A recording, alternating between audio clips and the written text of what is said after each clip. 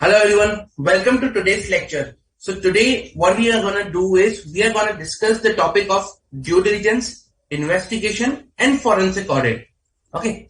So first as we go ahead, what we'll be doing is we'll be discussing the topic, we'll be discussing the details of the topic, and we'll discuss the questions of that particular topic. And over and above with that, if you have any of the question with respect to the topic, or if previous topic or whatever we have discussed in past, you can ask, and I'll suggest please ask. The reason because the more you will ask, the more you will understand about the topic. Or if you have a query with respect to the previous topic, no issues, please ask. I will try to answer those questions either during the session itself, or either you can say at the end of the session. So, but I'll try to answer those questions immediately. Okay. So, first, out of these three topics, due diligence, investigation, and forensic audit, first I will be taking up with the due diligence. Okay. Now, you might have heard already these three terms: due diligence, investigation, forensic audit. First, you understand what is the difference between these three terms. What is the difference in due diligence? What is the difference in forensic audit? And what is the difference, in investigation compared to even normal audit also? Okay. And I'll explain you with one example.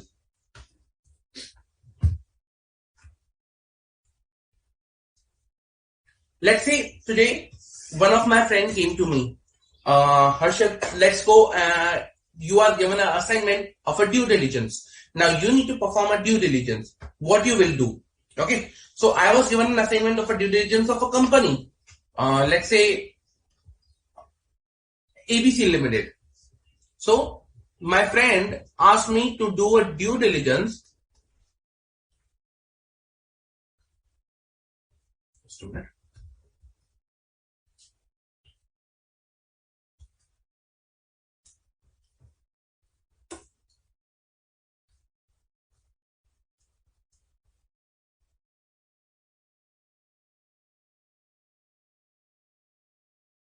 ABC Limited. Okay.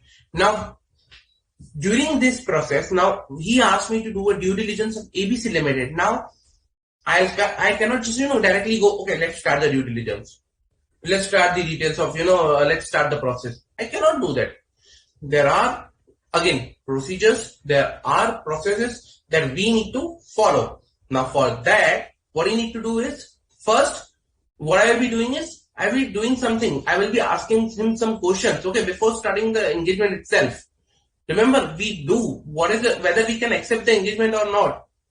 We will understand that, okay, what is the nature of the engagement? We'll do certain processes. I cannot just directly start a due diligence. If my friend says, okay, you need to do a due diligence, I cannot just start the due diligence.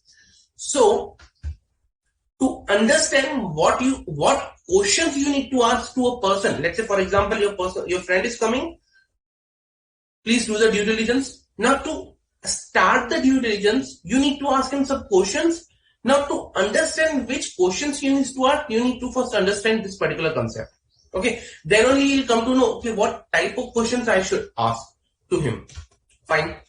So, if I provide you in a detail or in a summary, what is a due diligence? Due diligence refers to an examination, okay, of all the material facts.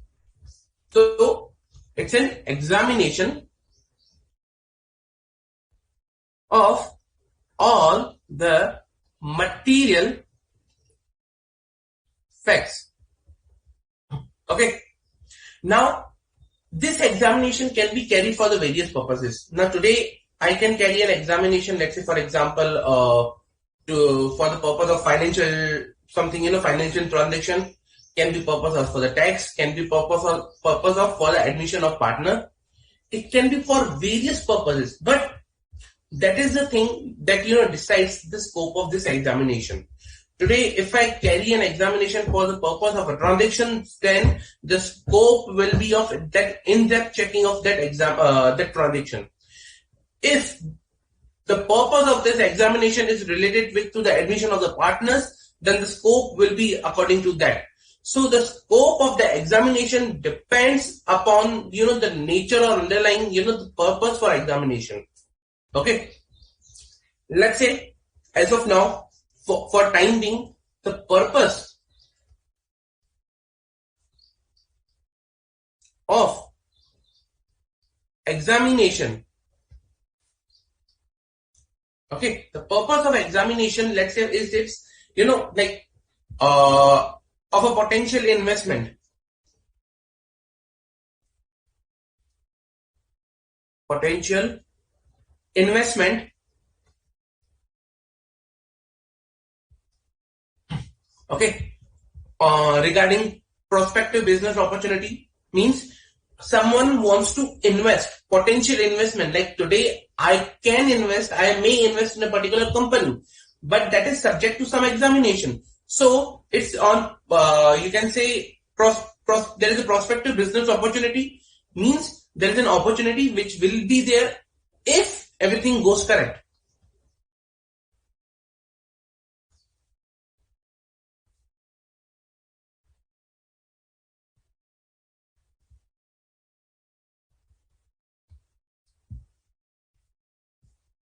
I hope I'm clear. Okay. Now, so that's the purpose of examination. Now I understood. Okay, let's say for example, potential investment or prospective business opportunity. Like, okay, this is the purpose of examination. Now, when I say examination of all material facts, the thing is, which material facts I'm talking about here is financial, non-financial, or some compliance related. Which material facts? So the material facts I'm talking about here are both financial and non-financial, but again that are directly related with the purpose of examination. So material facts can be my financial and non-financial both.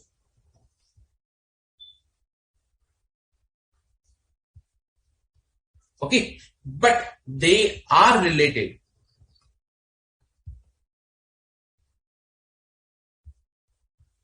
So they are directly related. Reason because the purpose of examination will also decide which material facts I am going to check. That's a due diligence, basically. Examination of all material facts. Clear? Okay.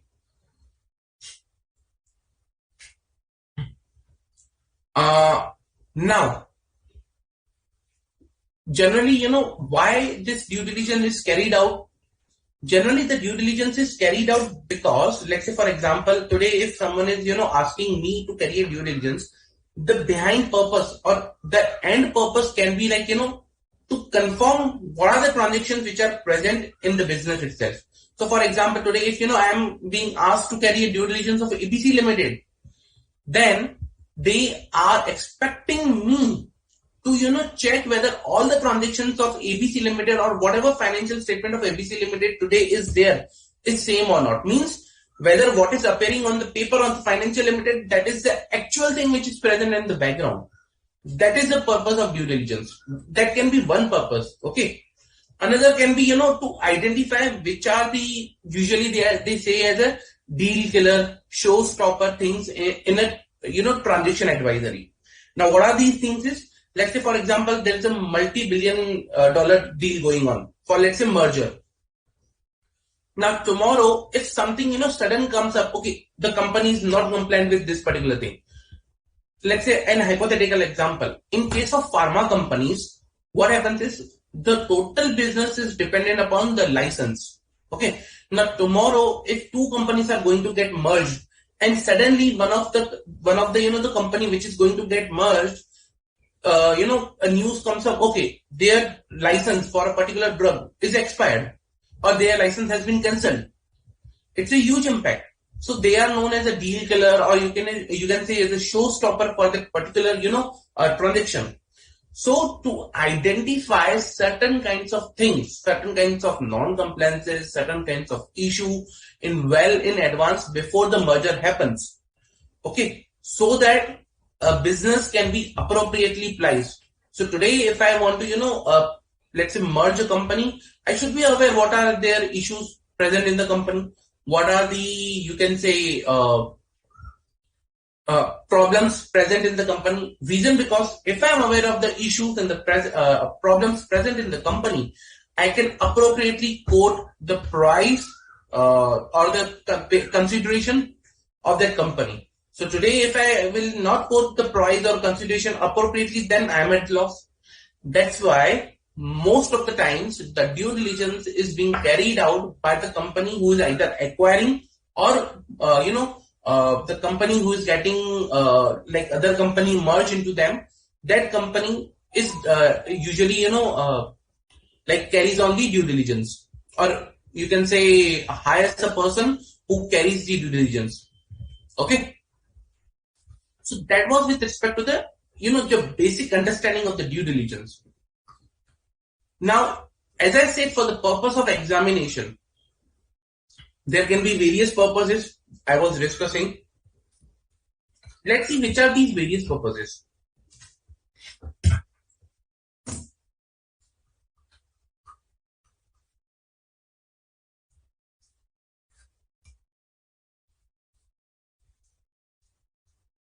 Okay, first it can be commercial, or you can say operational.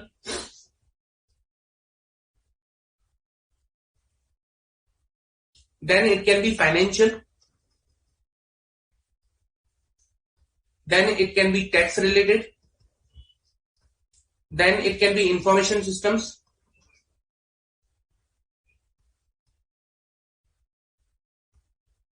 Okay, then it can be legal.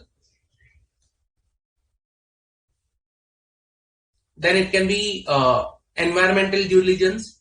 These are all type of due diligence. Now, when I say, I'll explain in detail what are these.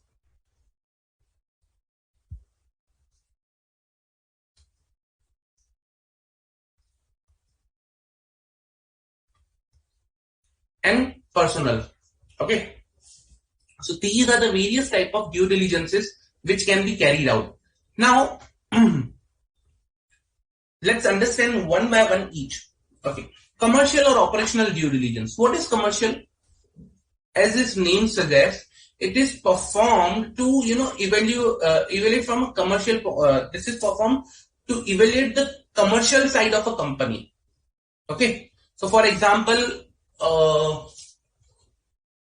okay, best example I can give you here.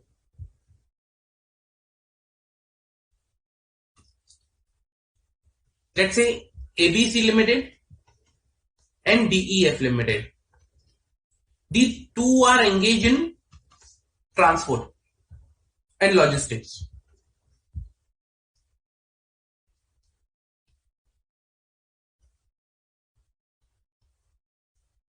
Okay. Now, ABC Limited caters to the west, whereas DEF Limited caters to the northern side of, let's say, India. Okay. Now, before doing a merger so that they can provide at a pan India level, what they did is they performed a due diligence to understand how much of the north side business they are having. Okay, let's say from example, from all the transport and logistics, they hold 10% of the business. Okay, 10% of the total transaction which happens in the transport and logistics in the north side of India is market share is DEF market share is 10%, whereas in the west it is market share of ABC Limited is 25%. Here this was valued this was 25% was valued at, let's say, $1 billion, for hypothetical example, and here it was valued at $0.5 billion. Okay, so like this way they analyze, okay, how much of the operations they are having and what is the future synergy we are expecting by combining this. So when they will combine this both, they at least expect, okay, we will get $1.5 billion revenue for a year, and the market share will be approximately 35%. So that is a commercial evaluation. Now, when I say these are the commercials, and if I today need to verify this particular thing, okay, if I need to verify, because I cannot blindly rely upon a number, I need to verify that number, and that number is that 10% or this 10% or 0.5 billion. What I'll be doing is I will be carrying out a detailed due diligence, that will be commercial due diligence,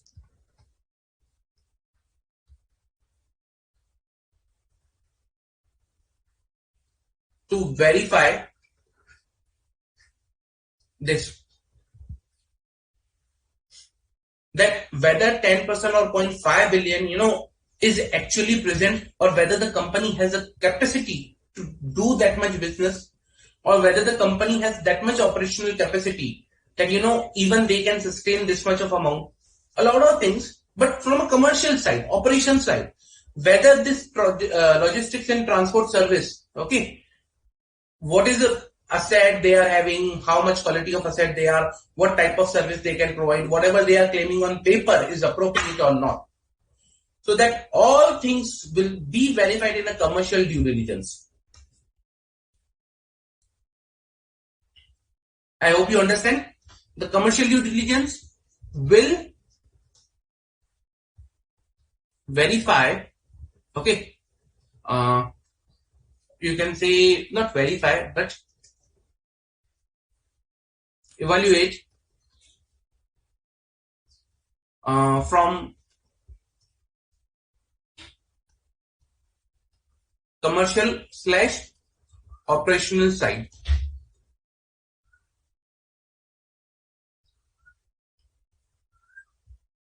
Okay, so that is something commercial or operational due diligence. Then comes the financial due diligence. That is the most, or you can say mostly happens for each and every merger transaction.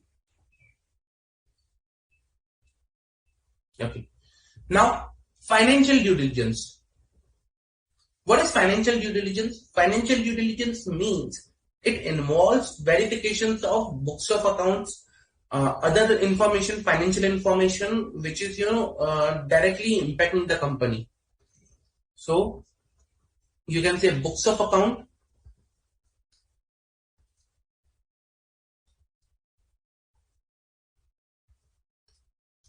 / financial information,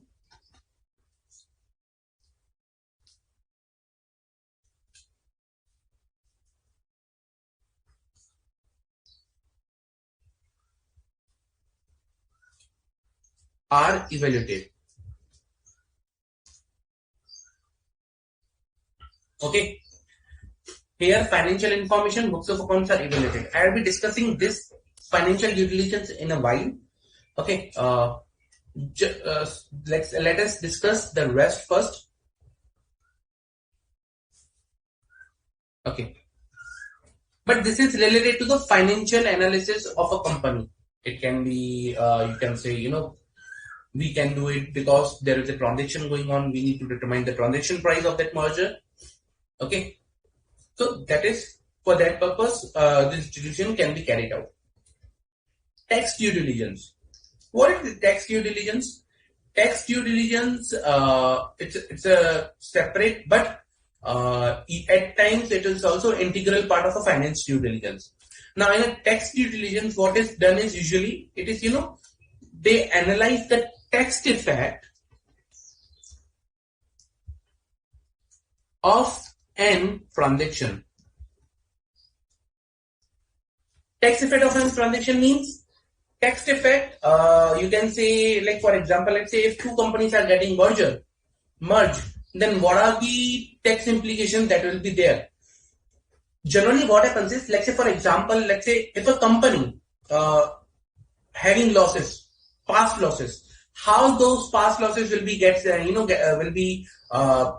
off, or unabsorbed depreciation during the merger. So there are many questions. So how and what will be the treatment of those losses, depreciation, or what will be the treatment of the tax after the transaction? Okay, so those tax effects, to analyze those tax effects, a tax due diligence can be carried out. Okay, so a tax due diligence can be carried out just to understand that scope of the transaction. Understood? Any of the doubts, guys?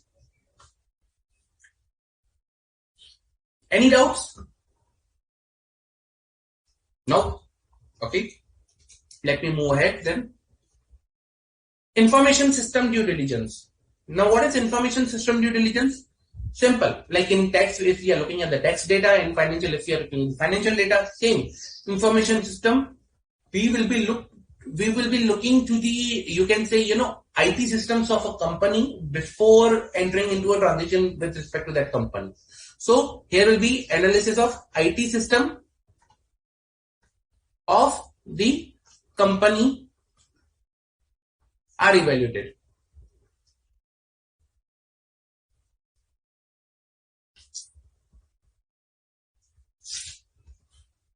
In case of legal,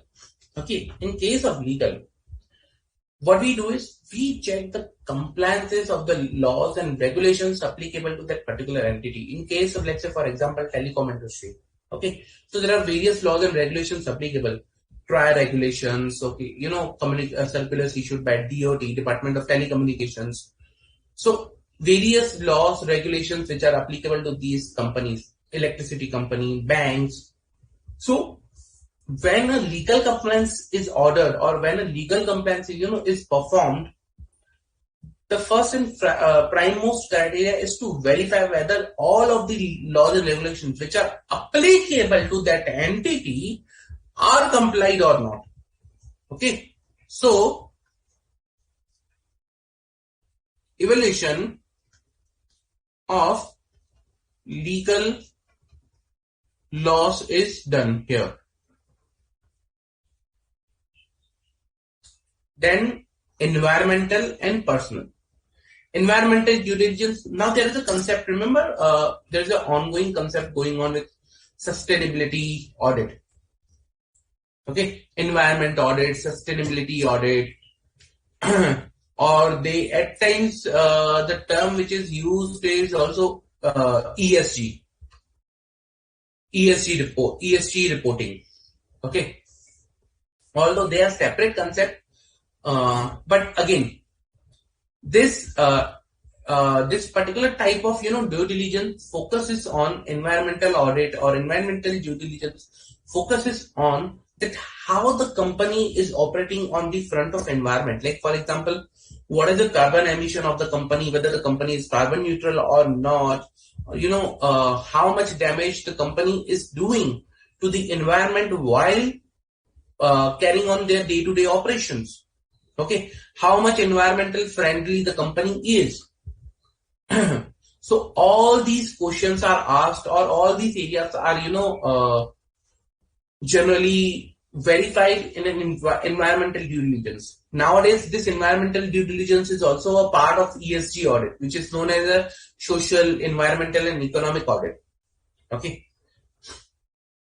so somewhat it is carried out over there also, but again, environmental due diligence focuses primarily on the environment side of the company. Okay, it may be like how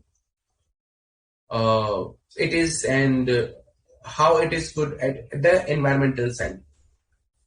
So focuses on or evaluation of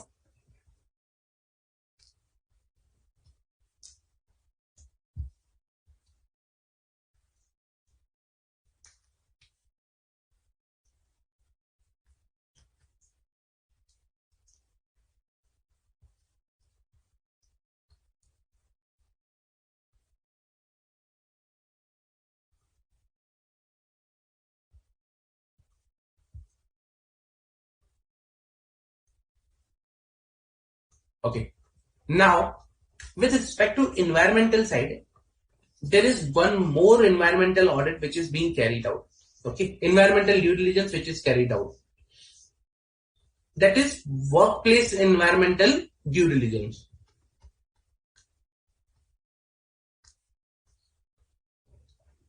Push it down below.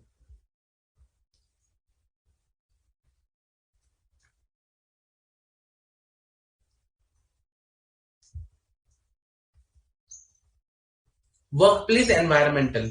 Now, reason what is workplace environmental due diligence is, as I suggest, they analyze how the work culture of the company is. So, evaluation of work culture of corporate is analyzed.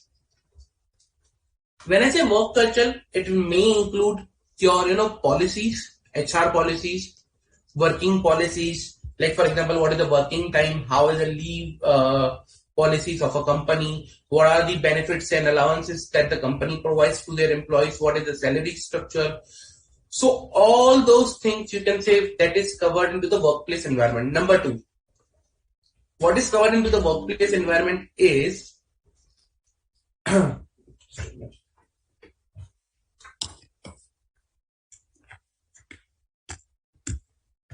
okay.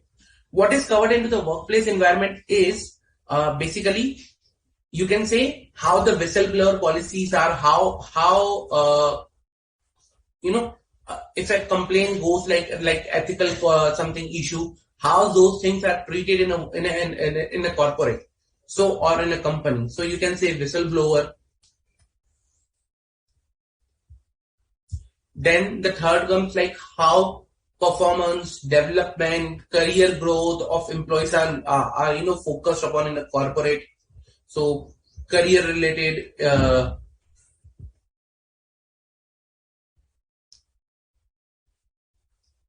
policies and processes, those are verified. So that's something workplace environmental due diligence. Then personal. Okay. Again, this workplace environmental due diligence and the personal due diligence, a bit of same, but there is a difference also. Now in personal due diligence, what they do is, first of all, they understand personal or HR policies. Okay. Number two, the prime focus here, or here the focus you can say was to understand how the workplace environmental it is. Whether they will be, the purpose of here, it is to, whether after merger they will be, able to adjust or not. Same here also. Like after performing the due diligence, whether these policies or these persons will be able to adjust in the new company. So for example, there's the IT sector. Okay.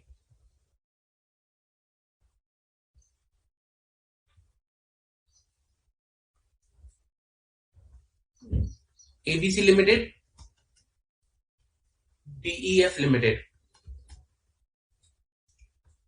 Both are IT companies. Now this company works in shift of, let's say 9 to 6 p.m., 9 a.m. to 6 p.m. This company has work from home. And moreover, the shift here starts from 10 a.m. to 7 p.m. Okay. Then this company has 21-day leave policy. This company was having work from home and hence they have only 11-day leave policy. Plus, this company pays additional allowances. And this company, let's say, does not pay any additional allowance, no additional allowance.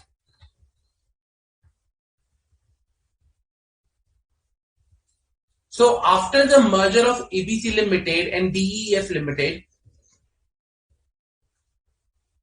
which policy will be followed? And let's say for example, ABC Limited is the surviving one and their policies are followed. Then how these employees will shift to work in work from office, will shift to this early timing. Okay.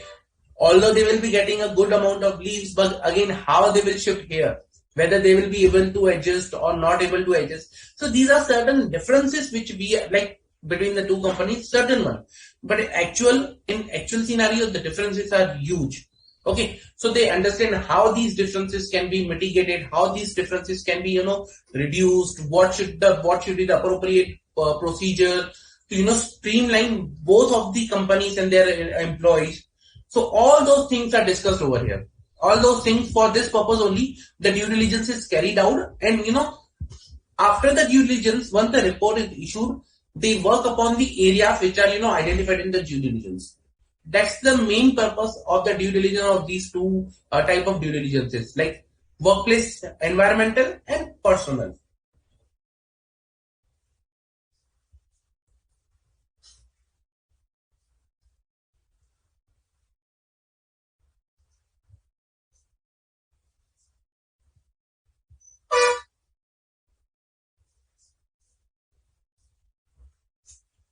Okay.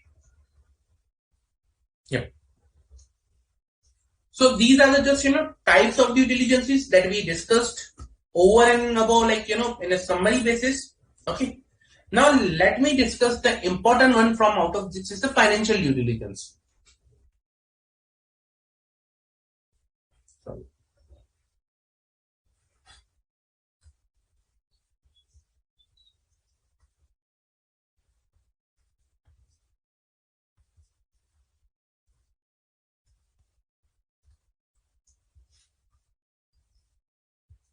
So what is financial due diligence? Finance, as we have already discussed, that financial due diligence is something when due diligence is being performed for the financials of the company, on the financials of the company. Now the subject matter over here is the financial data of the company, books of account, your financial statements, your transactions. Okay, that is something financial due diligence related with. Okay,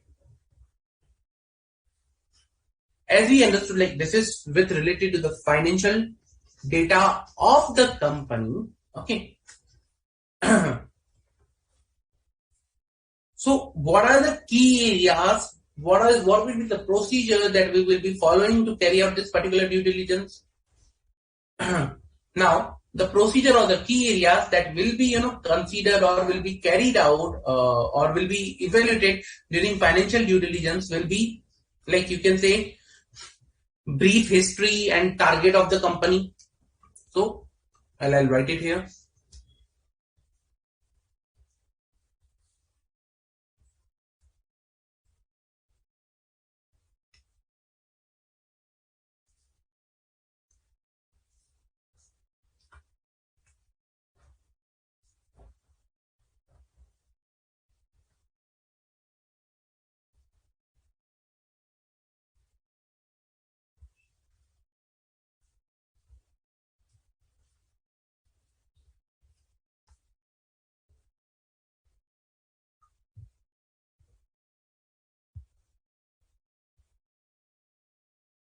Okay. Financial due diligence. Now we will understand what are the areas that are considered while performing the financial due diligence. And again, these are not the only areas that are required to be verified. These are but some examples, or you can say a list, which is limited to but not exhaustive.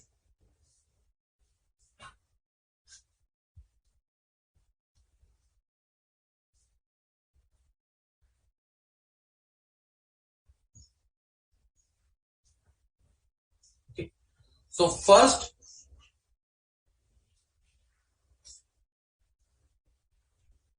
is a brief history that a person verifies.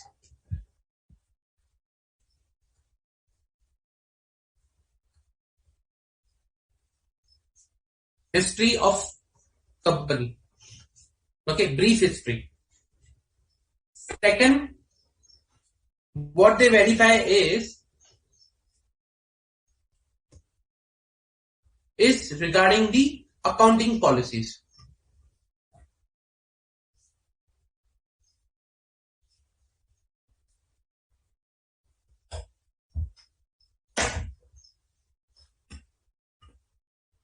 Then they verify financial statements. So the third area will be financial statements.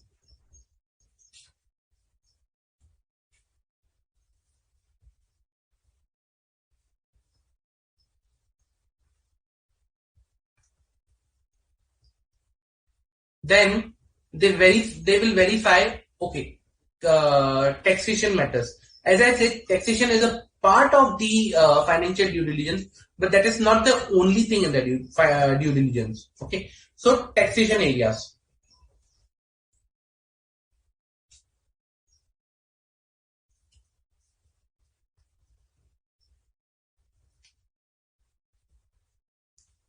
Okay, then cash flow related.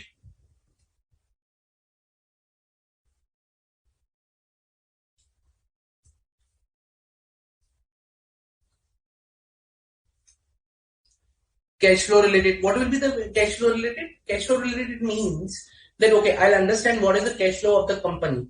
How much of the cash profit the company is preparing or making in a particular year. What is the cash outflow? What is the expected cash outflow for the next 5 years? So all these questions I will be asking in a cash flow aspect of a due diligence. Then financial projections. At times, 5 years of financial projections are verified. So what is the 5 year down the line? What will be the status of the company?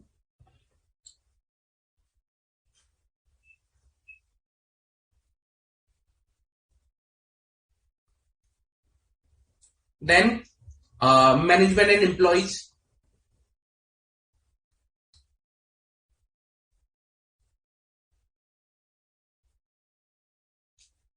And then statutory compliances, law related.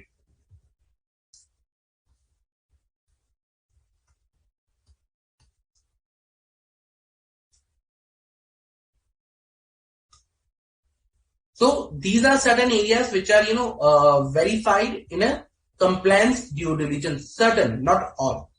If you say there is any other area which is verified other than this, it can be. It can be, but again depends upon the underlying subject matter that we are verifying. So that is there. But as I said, a list that's not a exhaustive list, but some examples of the areas which are required to be referred into while we are performing due diligence. Okay, so this is, you can say, some example scope of a due diligence.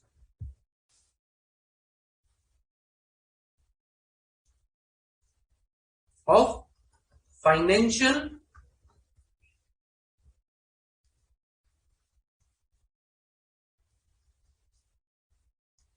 This is the scope of a financial due diligence. Now we'll understand each one by one in detail vision, because then only we will be able to understand what actually we verify in a particular due diligence. Okay, but before going to that, any doubt, till now?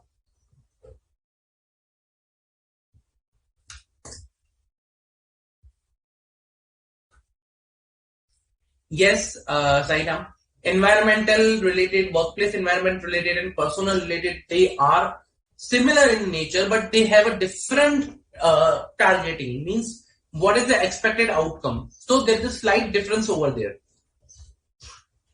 Okay, you can say workplace environmental is bit on the related to how the workplace environment over in the company it is, not only with related to the persons, but around policies like whistleblower, ethics compliance policies, all those things. When I say personal, it's all about the personal, HR related. Okay, that's a thin line difference, but there is a difference.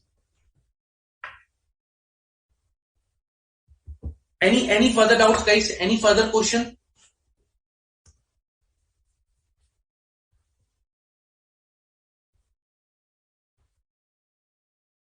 Any question, guys?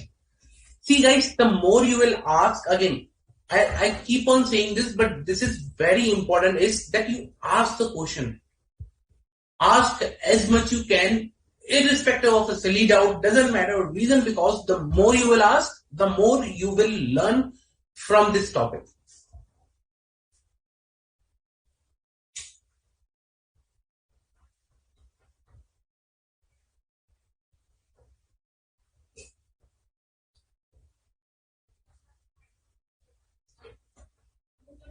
Any doubt, guys? Any doubt?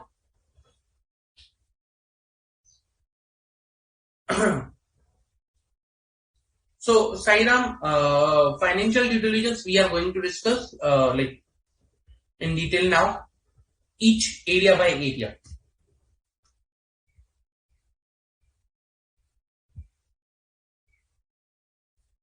Like this is a scope, and we will be discussing this scope in detail. So to understand what is the, in much depth what we are going to check in financial due diligence.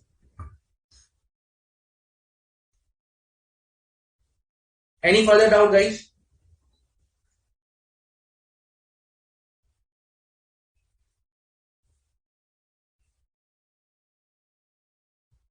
Okay, you can, as I said, you can also ask questions related to the previous topic also.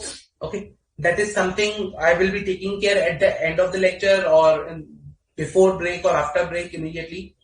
Sorry. Okay, but please ask.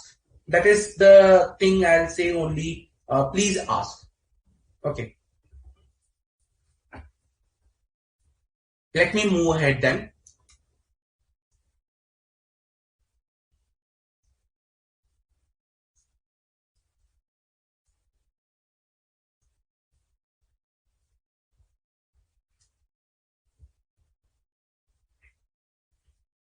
Let me explain you each of the area. Brief history, accounting policy, financial statement, tax matters in detail. Okay.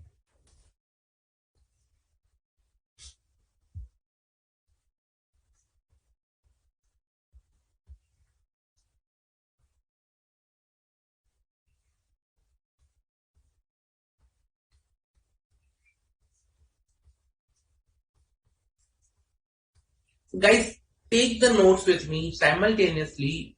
It's very important, you should maintain the notes. The more see, it is well said, or that if you write a thing, you will learn, you will be remembering that thing more compared to when you read. So whatever you will write, it gets stored somewhere in your mind, and you can easily recall, and when you will see those notes. Okay, so what I used to do is, during my tenure, when I was studying, I used to write as much as I can, so that once I write, I used to remember, okay, last time when I was writing this particular topic, I wrote this thing, and this is the there. It's sort of a photo that comes into your mind, that okay, what things I wrote last time. So if you write the notes with me, if you prepare these charts, or the summary with me, then you will be able to remember the topic, and it will be very easy for you to revise the topic even before the exam immediately, because this is something you have written with your own handwriting. So you already know what you have written, just you are recalling that particular thing. Okay, so brief history of the company. Now, what do we verify in brief history of the company? I want to like to understand from you guys. Okay, let's say you tell me what are the areas you will verify. When I say okay, verify the history of the company or targeted company, what do you verify in brief history? When I say, come on, guys, let's make this a bit of interactive. You tell me what things you will verify when we talk about brief history of the company.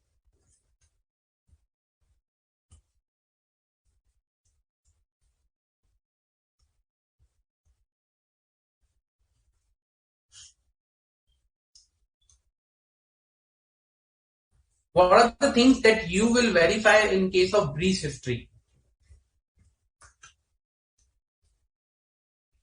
Come on, guys. Try, and then only you will be able to understand the concept.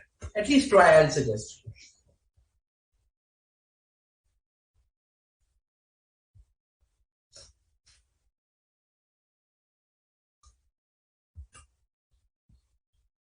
When, let's say today I'm coming to you, you perform the brief history analysis of the company, or perform a due diligence over the brief history of the company. What will you do? What areas you will verify? What is the thing that you will check for?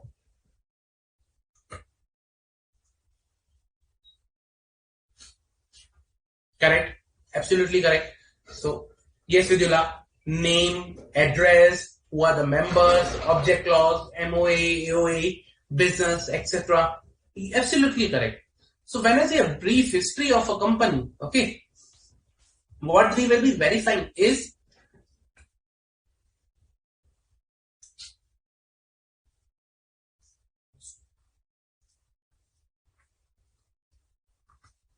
how the company was formed, who are the promoters, okay, who are the promoters, what is the product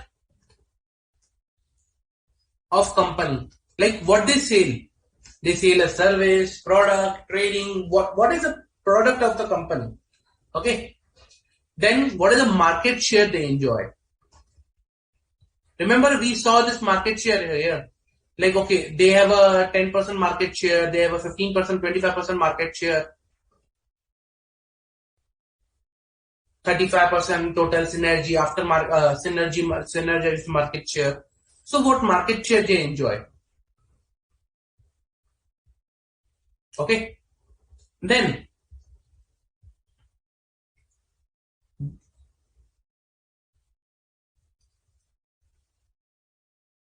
goodwill of company in market, okay, how much prominent the company is, what is the name that company has in the market, okay.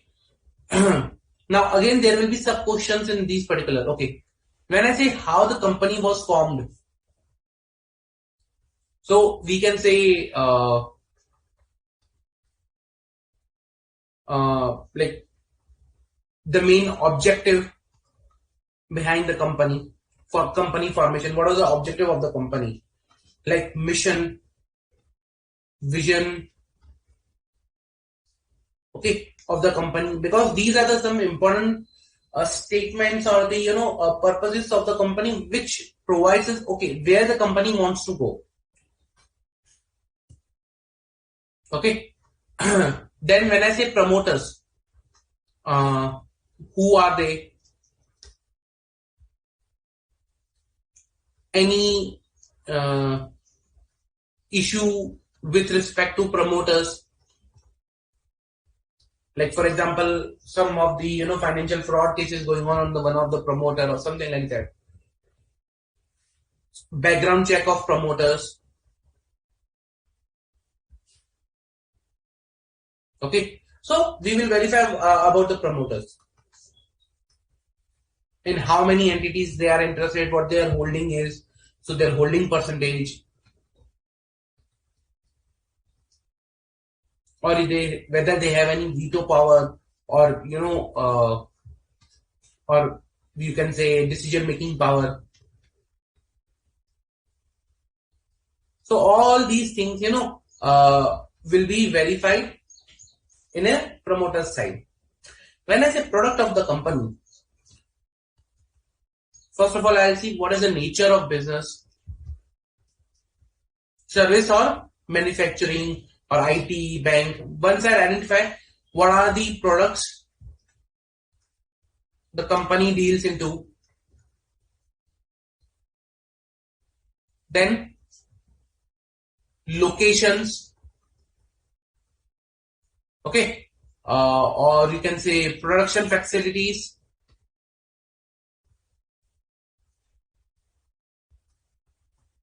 or you can say warehouses, where they are located, okay. When I say location, which location the company caters to, north, west, east, south, where the production facility of the company lies, where are the manufacturing plants of the company, where are the warehouses of the company, all those things will be verified over here. Even what is the, where are the head office of the company, all these things will be verified, okay. Then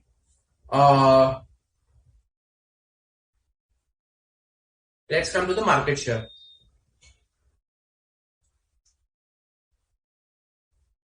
When I talk about market share, I'll ask the questions or I'll verify the areas, okay. long-term suppliers or prominent suppliers, plus prominent, you can say, customers of company. For example, let's say I actually manufacture, let's say for example, white cloth. Now that white cloth is, the prominent use of that white cloth, or you can say the product I prepare is the hotels. Hotels, they ask me, the major customer for me is the hotels. They purchase these white clothes. Okay. Now, so my prominent customers will be the hotel industry, and the prominent supplier will be the, let's say, most of the things I purchase from a particular state or from particular a market in a particular state. So that will be my prominent supplier and prominent customer. Then when I say market share, then product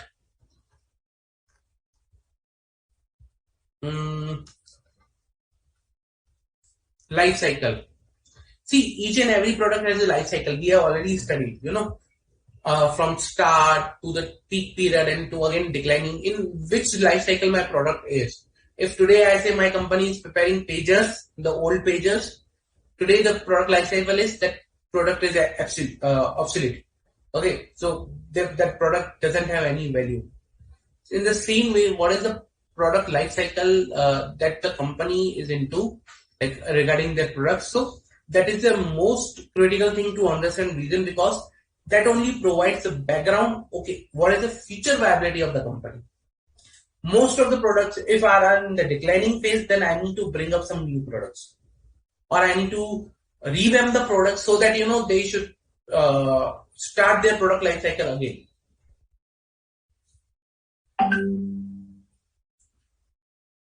So that is regarding the product life cycle. Clear? Any doubt till now? Any doubt?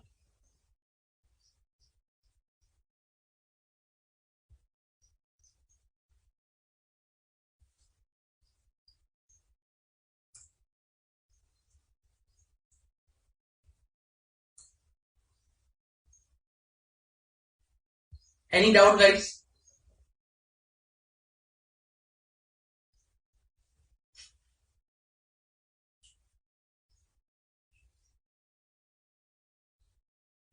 Correct, Sainam. Who is the promoter? What is the vision and mission of the company? What are the products they're producing? All those things we will be verifying in the brief history. It will be the background about the company, background check, you can say.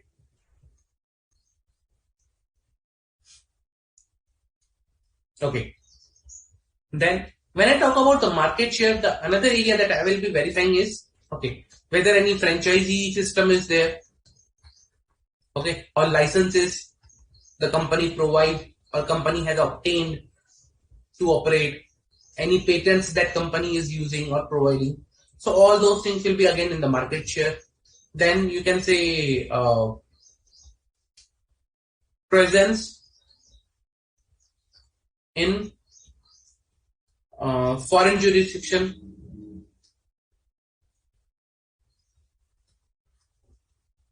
whether in India the company is only available, whether outside India is also available. So what is the jurisdiction of the company? Okay. Then comes the goodwill.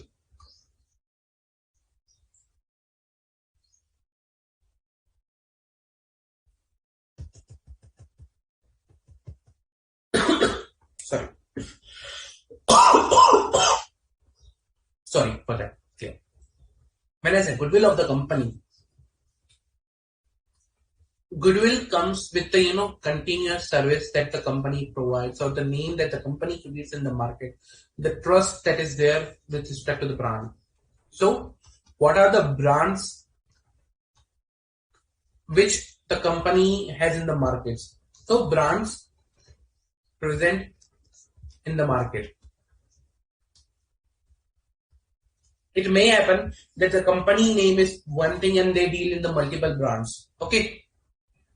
If I have to give you an example, let's say for example, uh, very prominent and famous example is Reliance company. So they deal in the brands of like Geo. Brand can be different with respect to the name of the company. So there can be multiple brands which can be present in the market for a particular company. So what is the brands present in the market? Then what is the goodwill, or you can say trust in the name of company? So there can be various factors that can be looked into while we are talking about brand of the company or goodwill of the company. Understood? This is a brief history or background check of a company. Brief history and background check that we are talking about.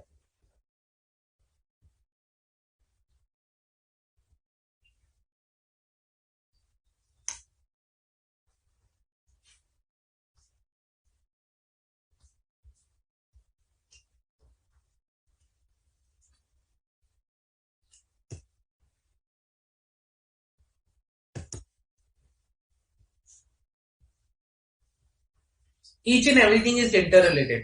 Each and everything. Okay. Just reducing the size so that you can easily write it down and copy the notes. Clear?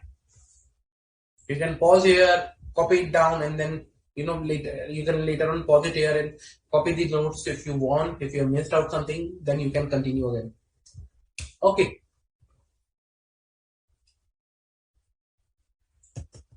Now this was about the brief history. The second area that we discussed is accounting policies. So we discussed, okay, what is the brief history? Now it's turn for the accounting policies, second area.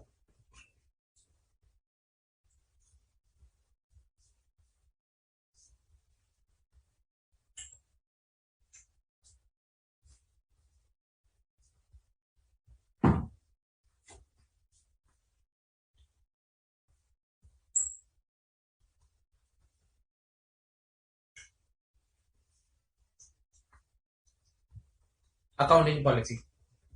Okay, accounting policy. When I say doing the due diligence of the accounting policy also, what should be the due diligence over here? What are the things that I will be, carrying out in the due diligence? Okay. So, the due diligence will be, I will be looking into the things like what are the recent changes made in the accounting policies? Sorry, just a minute. Yeah. What are the changes that are made into the accounting policy of a company? Let's say, for example, if I have to say, okay, the company has changed the method of valuation for their inventory. The company has changed their depreciation methodology, or you can say there can be various examples with respect to the accounting policies. So the first question will be, what are the accounting policies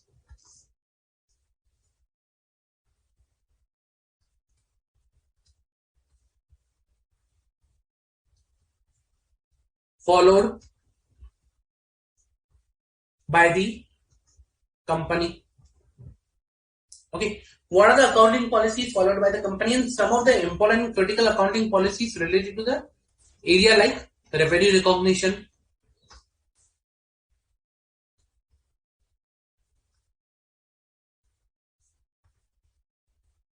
fixed asset, impairment,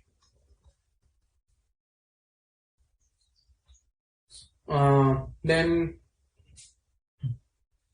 valuations.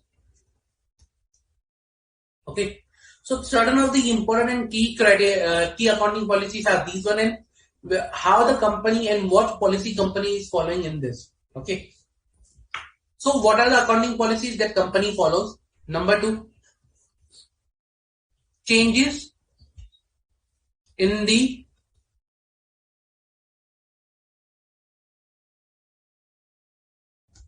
last 3 years or 5 years, changes made. What are the changes which are done in last 3 years and last 5 years from the point of view of company, okay, in accounting policies? Their material effect. Let's say, for example, some of the policies were so crucial that it had a material effect on financials. So what was the material effect? Now, when I say material effect, we need to quantify that material effect. So quantification of material effect. How much it impacted to my profit in that particular year and in subsequent years. That is a quantification I'm talking about. When I check quantification, analysis of the impact over on my profitability for the current period, for the future periods, that is something quantification. Okay.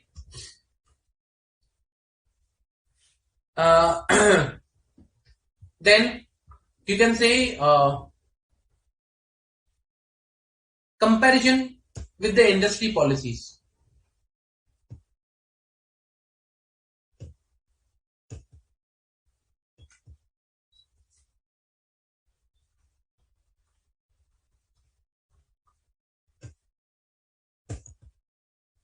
Comparison with the industry policies. Okay. What are the policies which are being performed or being adopted in the industry? So policies being adopted in the peer companies / industry. Okay. So these are the certain things that you will verify from the accounting policy point of view. Clear? Any doubt?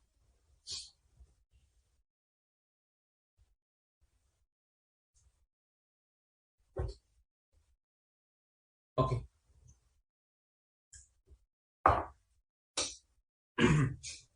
Then the third area that is for financial due diligence is the financial statement. Very crucial, very important.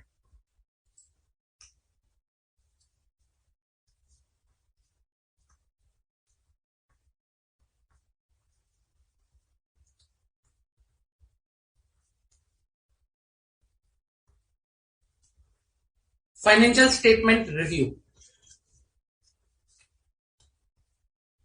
Okay. Financial statement review. What I will be doing in the financial statement review? Obviously, I will analyze the financial statement, but with what respect I will check the financial statement? What are the areas I will check in the financial statement? Now, you guys will tell me what are the areas that you will review when I'm talking about financial statement review. What is the thing that you will do? Let's say this is the financial statement of the company. Review it from the point of due diligence. What you will review? Come on, guys. Now you tell me what areas or what things you will review when I say review the financial statements. What thing or what of the areas that you will review with respect to the financial statement of the company?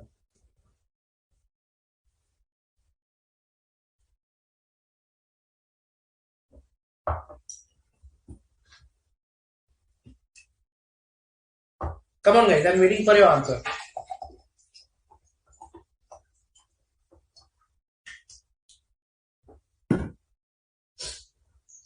I'm waiting for your answer. Like, you tell me what are the areas that you will review. Let's say today I'm giving you a financial statement of a company. This is a financial statement of the company. You review it. What you will review?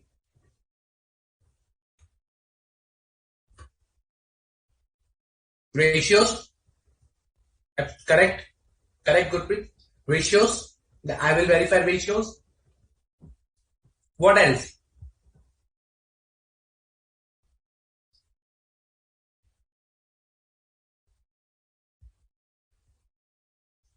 What else, guys?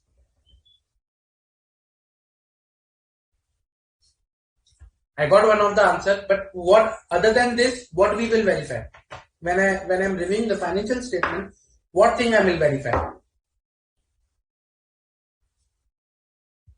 Correct? Correct, Vidula? I will verify assets, I will verify the liabilities. Contingent liabilities, very important area. Amount of and aging of debtors, creditors, litigation, dispute with regulatory authorities. All these areas I will be verifying. Absolutely correct. So, if I have to summarize, what I will be doing is when I will be doing financial review, first I will be verifying that financial reporting framework. I will be verifying which FRF is applicable. First of all, when I say FRF means accounting standards, Ind AS. If it is a banking, then whether banking regulations for a bank or electricity company, like different things are there. What is the FRF which is applicable to the company? Number two, whether the company has followed applicable financial reporting framework, FRF, whether the company has followed the applicable FRF or not. Then once I'm satisfied, okay, the company was supposed to follow NDS and they have followed the NDS, or the company was supposed to report as per the Schedule 3, they have reported as per the Schedule 3. I'm satisfied now. Okay. Now, the second thing I will be doing, I will be verifying is whether with respect to the financial figures, what I will be verifying? Assets, liabilities, again, incomes, expenditures. So whatever the asset, liability, income, expenditure, and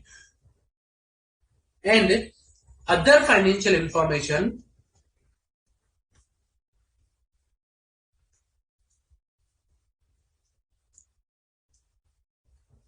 reported by the company in financial statement, I'll verify all those things. What are the asset, liability, how they are valued, income, expenditure, then other financial information means related party transactions, valuation of employee benefits, then let's say some information regarding the merger, aging of debtors. So those are the other financial information. I'll verify all those other financial information of the company. Okay. Then also with the financials, I will be focusing on profit for the period. What is the profit that company is earning? Whether it's the company loss making, normal profit making, all those things. But when I say profit, the profit doesn't stand over here. It's not only the one thing I verify in the profit. Now the next area, once I analyze the financial figures of the current year, I'll do comparison of financial figures of financials. Now how comparison will be done? First, I will be verifying with the budget versus actual.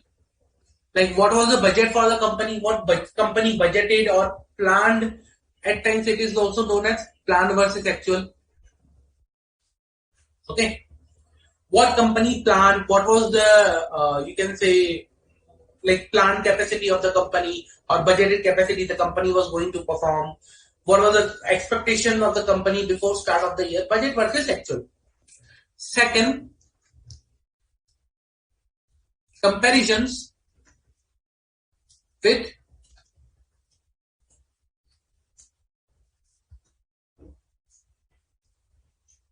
peer companies. Comparison with industries,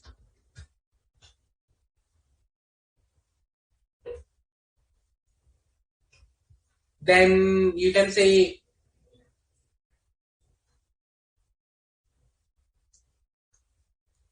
year on year comparison. Okay, all those things you will be doing and verifying. Okay, so financial figures, you will verify the financial figures, you will see the reporting framework.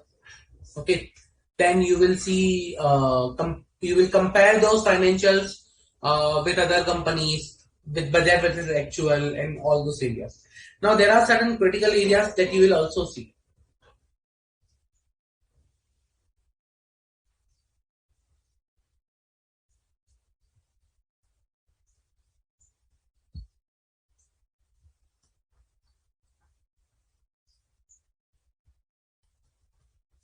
Other financial reportings, usually subject to the, usually what we do is we do audited, we verify audited annual financial statement. Okay, you'll say annual audited financial statement, maybe in standalone, maybe consolidated. You will take that and verify. But other than that, there are other documents also which contain the financial information. We need to verify, and that is the thing. Let's say annual report,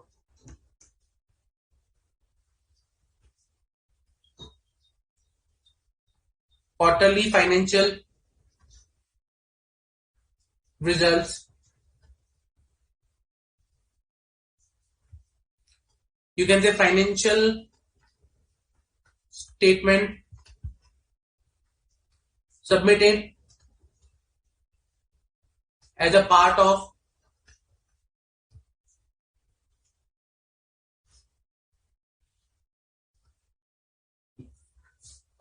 draft red herring prospectus. Okay, when there is a red herring prospectus and there is a draft red herring prospectus submitted, so financial statement submitted with DRHP to.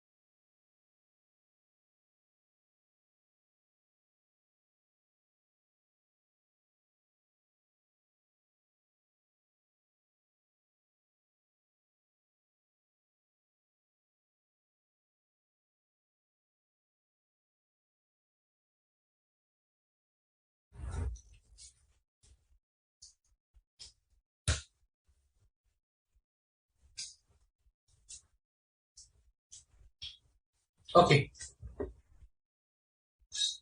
okay. So yeah, so these are the, I was discussing about the areas that I need to verify with respect to, things like it can be financial figures, comparison of financials, other financial reporting items. So all those things are there that I will be verifying.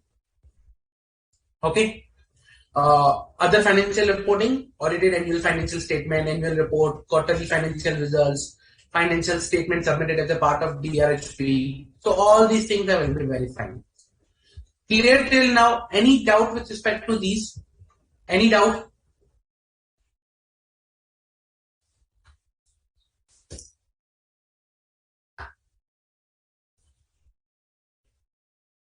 So yeah,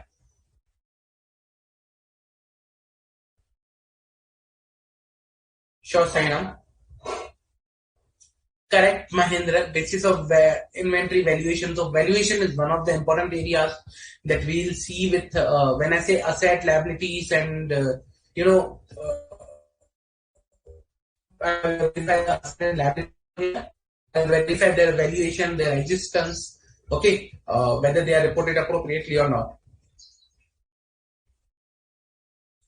Yes, Sainam. So yes, as I said, when we do a comparison of financials, so we compare with budget versus actual, comparison with peer companies, comparison with industries, year-on-year comparison, that all are done. Okay. Any further doubts, guys? Any further doubts?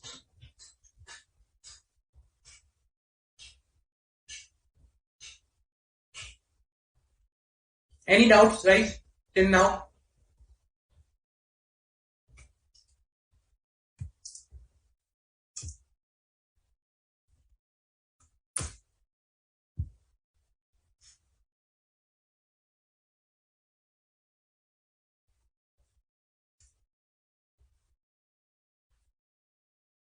No? Okay.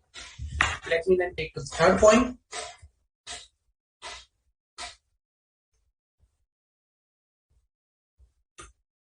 Okay. After the financial review, what we'll be doing is one of the critical areas I can say, okay, is with respect to verification of this is part of the financial review somewhere, but again you can consider it as a separate one.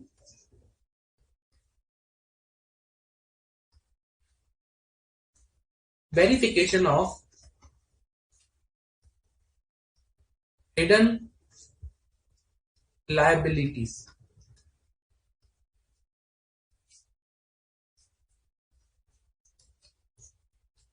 Okay, verification of hidden liabilities. Now, what you will verify in hidden liabilities is you will see, okay, whether the company has given any commitments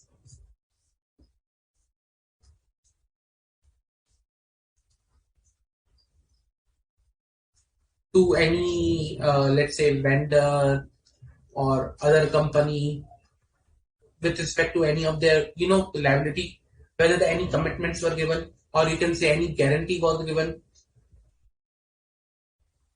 which is not appearing in the books of account. Generally these are off books of books items which are generally not reported. There are provisions for reporting of commitment and contingent liabilities, but at times company purposefully do not report these items, because if we see if we disclose that these are the contingent liabilities that the company is having, then it may impact the company's position, or it may happen that people or investors who are looking into the company's balance sheet, they might not invest. That's why the company purposefully at times do not report these items. And for due diligence, at times has a goal of identification of these hidden liabilities. So it may happen, okay, I am being given the assignment of due diligence, and I am being asked specifically to verify what are the hidden liabilities. That's a crucial area, hidden liabilities. Then guarantee, let's say letter of comfort,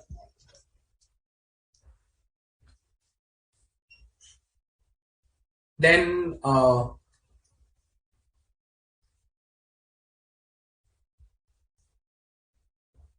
it may happen that company might have entered into an agreement or contract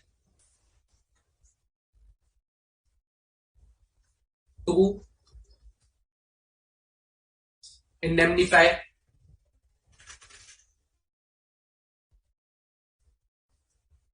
the losses or damages. Okay, then it may happen that pending litigations.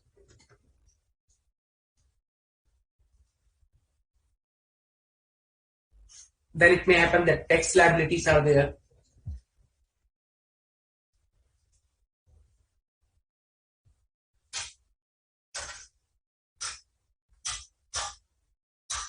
Agreement to buy back.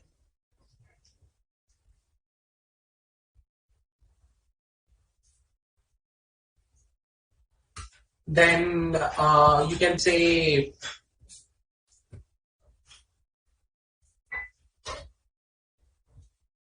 future contracts. So these are certain, areas where the company will incur liability in the future. But as of today, there is nothing. But there is a commitment from the side of the company, which will impact into a financial outflow. Okay, these all may result into potential financial outflow. Okay, this can all result into a potential financial outflow. That is something not good. Today, I might not be aware that in future I need to pay 100 CR of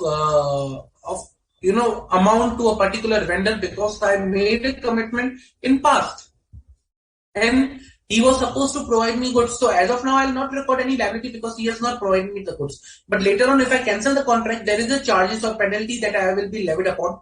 And there are things that I need to verify from that angle. So this will be regarding verification of hidden liabilities. Any doubt?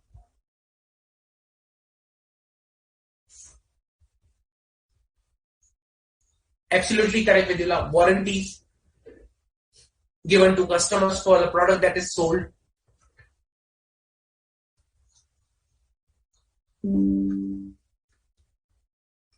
Warranties is one of the important areas that is required to be done.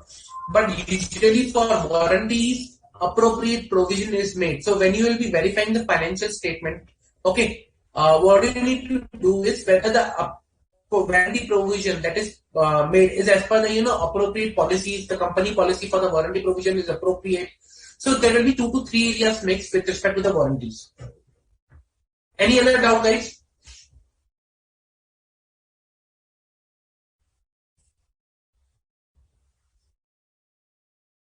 No?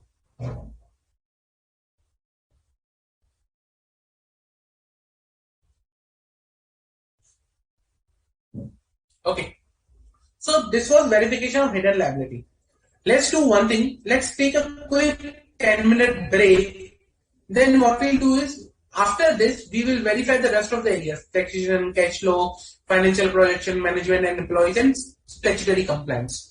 We'll verify, we'll understand what are the things that we need to check in these areas, and then we'll go to how the due diligence process, what is the actual procedure for the due diligence, what are the things that has been, how to conduct due diligence, pre-due diligence phase, the actual due diligence phase, and the post and closing of the process, and how the reporting is done. Okay, let's take a quick 10-minute break over here, and then we'll continue.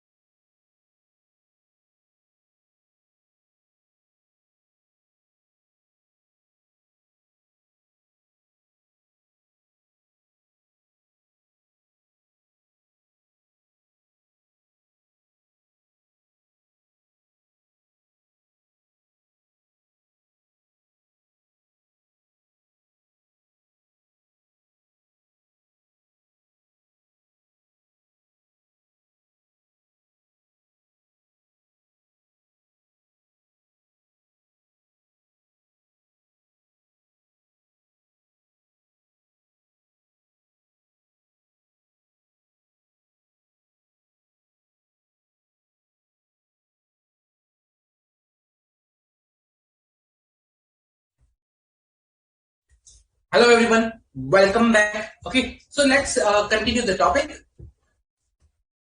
Now see, we were discussing about financial statement review, hidden liabilities. Now I'll discuss about the other areas of a financial due diligence.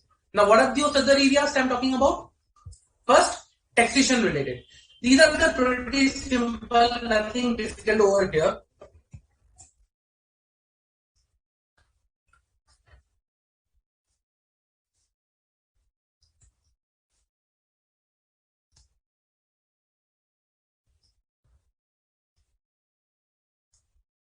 Okay, taxation related. Now, what is the taxation related thing that we will be verifying in a due diligence will be, let's say, taxation due diligence is also a separate area, but if you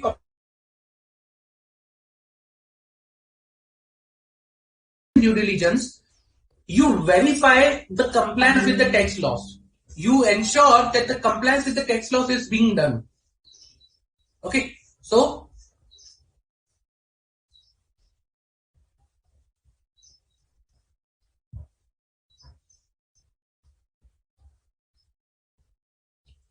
compliance with the tax law is one of the thing important check that is verified. Second, when I say compliance with the check laws, compliance with the tax laws, that will include my tax payments, pending litigations, then tax returns or filings. Okay, then previous non-compliances. All those areas I will be verifying.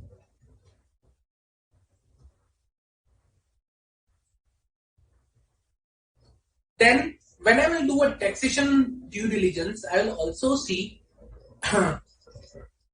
tax implication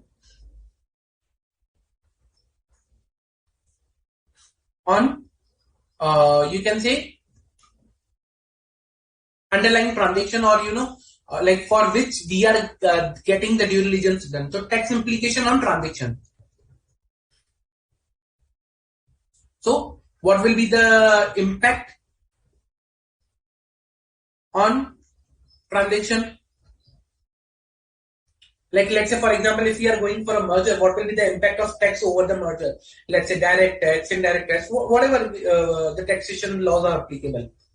Number two, post transaction, the taxability analysis.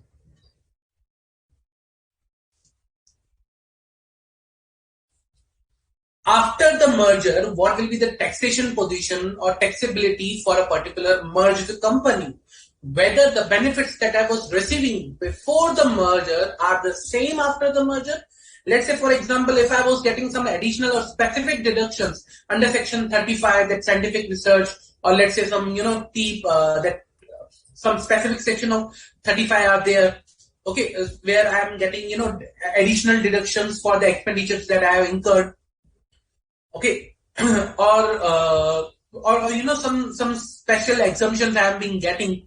Now, what will be the benefit, or you can say what will be the validity of those exemptions, special deductions, additional deductions, expenditure post merger? Okay, so accordingly, you need to analyze the transaction. The analysis of the transaction is done. So post transaction taxability analysis, that is one of the critical area of the tax implication from the tax due diligence point of view. Clear? So these are the two areas. First, the tax implication of the transaction. Number two, with the tax compliance with the tax laws. Then cash flow review. What will be reviewing? I will be reviewing in the cash flow. Current position. What is the current position of the cash flow? Then what is the, you can say, comparison comparative position,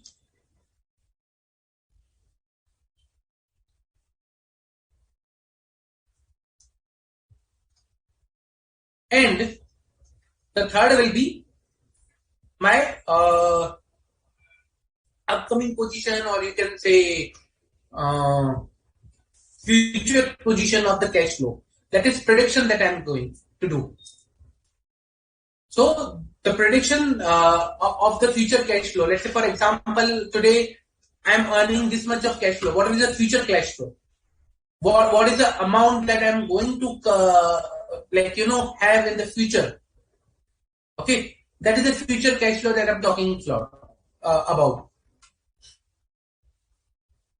Usually I say it, upcoming cash flow or coming cash flow, or you can say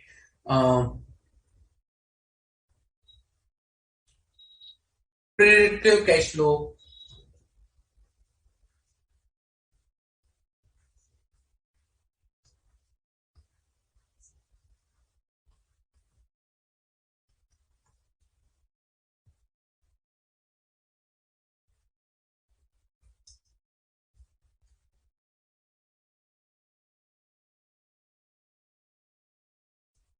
Now when I say current position, I will verify what is the cash inflow, outflow.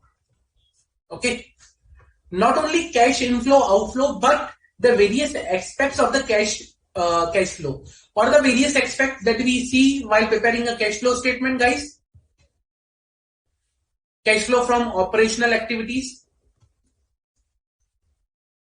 cash flow from investing activities, and cash flow from financing activities. So for the current cash flow, outflow, inflow, we'll see all the three aspects: operational, investing, and financing. Even when we say comparative, what we will be doing is, let's say today I have a cash flow, good cash flow, let's say for example 2 lakh rupees. So over the year there is a additional cash inflow of 2 lakh rupees. For example, at the year end I have an additional cash inflow of rupees, let's say 2 lakh, only from operational activity. It may happen, okay, let's say make it 20 lakh. You will say this is good. 20 lakh cash inflow, operational activities, that is a good amount. That is the cash I'm talking about that during the year I will see. But when I do a comparative, last year it was, let's say, rupees 40 lakhs. Industry average, it was rupees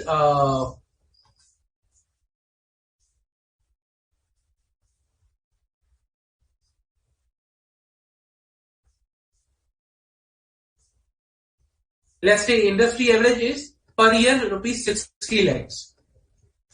My peer, let's say XYZ company, their financial statement shows me that okay, they have a 75 lakh additional cash inflow during the year from operational activity. Where do I stand for today? 20 lakh rupees. Okay, so today current rupees 20 lakhs. Now when we analyze this 20 lakh, first we identify whether this number is correct. So that is the current position. We validate, okay, this current position is accurate. That is the current position. Then we compare this current position with various standards or with the comparable numbers. That is a comparison. I do comparative position of company. Then comparison with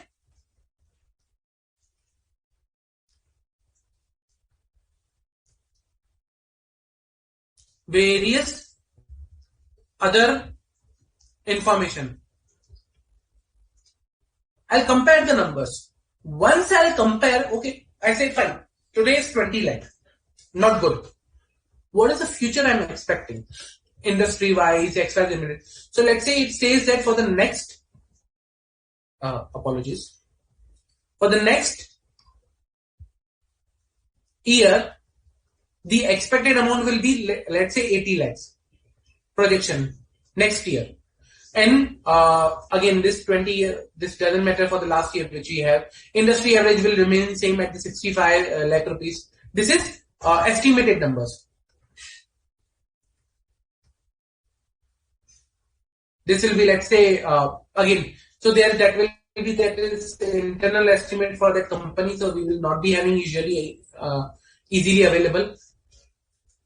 So we are saying next year my company will earn a cash flow of 80 lakhs against the industry average that is estimated as 65 lakh. Okay, so from 20 to 80 lakhs. That's a comparison that is done. Okay, but that is to the next year also. Means projected cash flow. What will be the projected cash flow for a company? So I'll verify the projections also.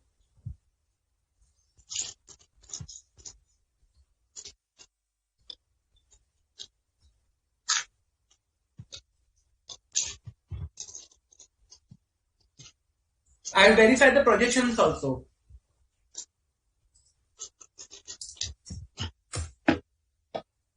Okay.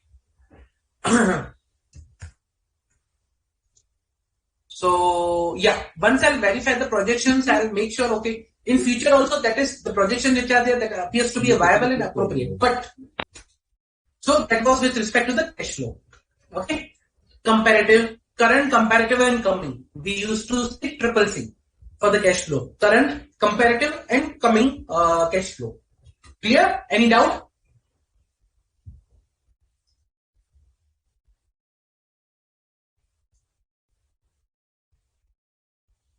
Okay. Good. Then after cash flow, what is the area that we will be verifying is financial projections. Pretty much easy. Financial projections. See, now when I say coming, future related, or projections, remember one thing. As a part of the due diligence, when you are required to verify the future thing, always remember that you cannot verify with, with the accuracy with the future projections. Today, I cannot say that, okay, in next 10 years, the company will earn this much cash flow. Today, I can, I can say the estimates are correct, the assumptions appears to be correct, but I cannot guarantee that amount. If I today say that, okay, in next 10 years, company will earn 100 CR, that is not appropriate. Reason because I cannot comment, or I cannot, give an accurate number. I can only just comment upon the assumptions or the estimates through which that amount is derived. So always remember for that particular projections areas that it is not possible to, give accuracy of a particular project future number, but it is possible that you give or, verify that the assumptions that are used are appropriate.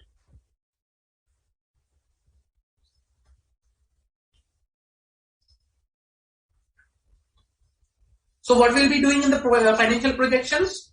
Okay. Future projections.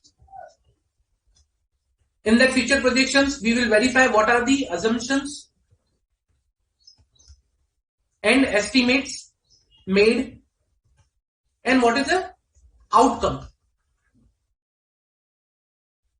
Outcome means, for example, today if I'm saying I'm going to, company has made a future projection of, let's say, next 5 years, the company is going to earn 10 CR of profit, cash profit.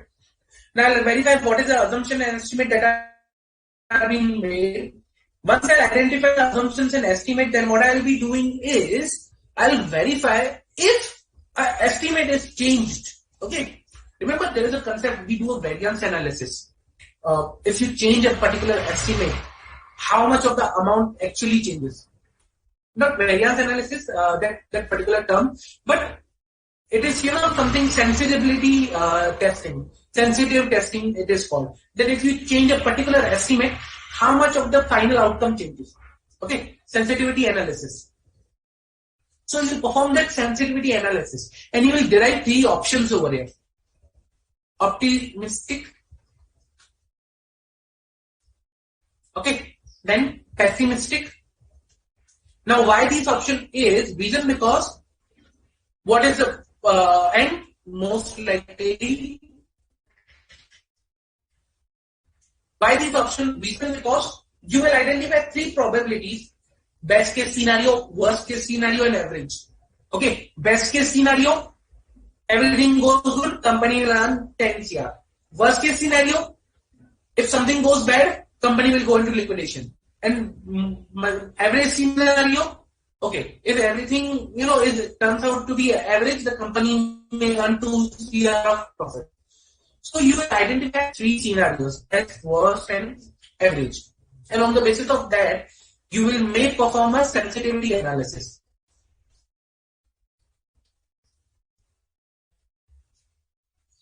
And you identify key assumptions, key estimates, and you will see how those key estimates and key assumptions are placed or are defined.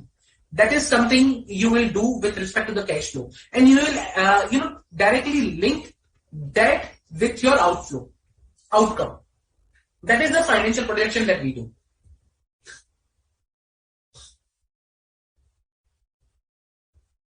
Clear? Then management and employee related. So management and employee related, simple. Remember we saw about workplace and personal due diligence. Same I'm talking about over here. So what I'll be verifying is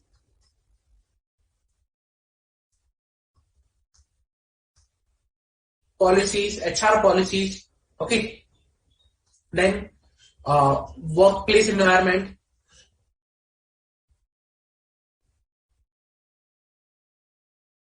working culture,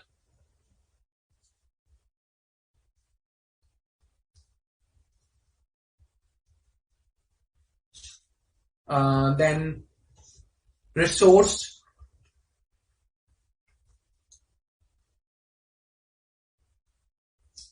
availability,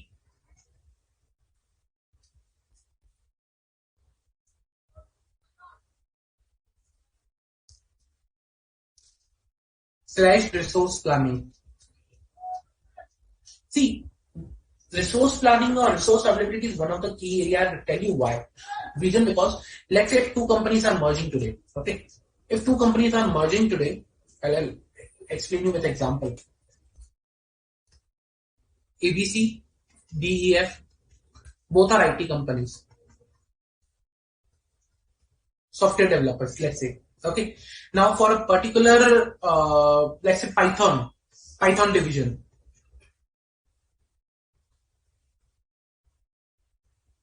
Both companies have 40 employees. Both companies already have their Python division. Now after synergy, after merger, a new company will be formed, ADF, let's say Limited. And they are estimating that they require for a Python division, they at least require 60 employees. Not more than that. Because if they go more than 60, they will end up, having a higher cost of employee cost. But they're like, their requirement will be not that much. So what they will do out of this? Now they have currently, they have a total 80 employees if they merge, if they have a synergy. But their requirement is 60, not more than that. Why a company will go into a merger where they need to pay additional amount for the extra 20 employees as an employee cost? Either they will be having 2 options.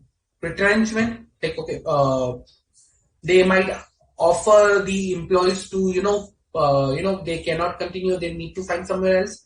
If the labor laws permit that, okay, or they need to transfer those employees, 20 employees, to some another division, XYZ division, for example. But again, those employees should be comfortable enough or capable enough to perform their duties in some other division.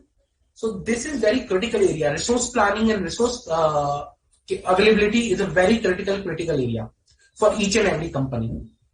What is the available resources, required resources,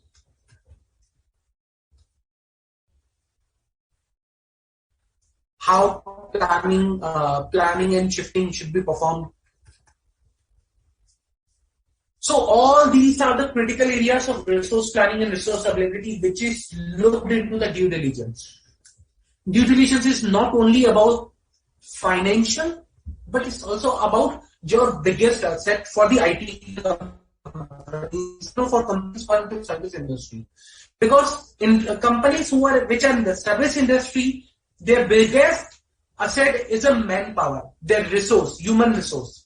And their planning, their analysis, their due diligence is very critical.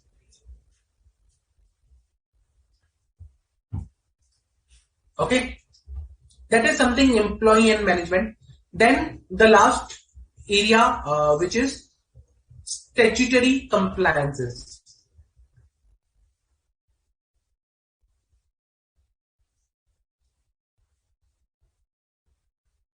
Statutory compliance due diligence. What we say in statutory compliance is we verify applicable laws and regulations, and then we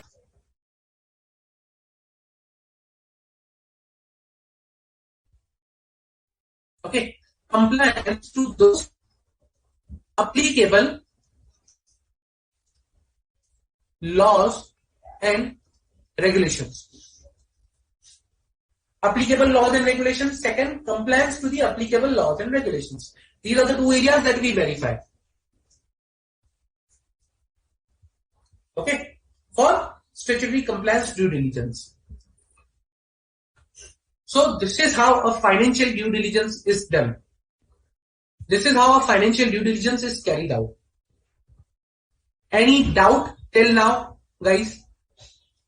These were the expect. See, this is a scope, not limited.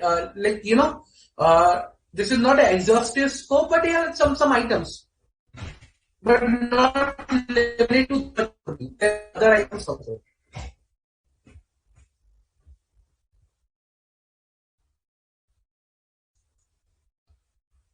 Clear? Any doubt till now?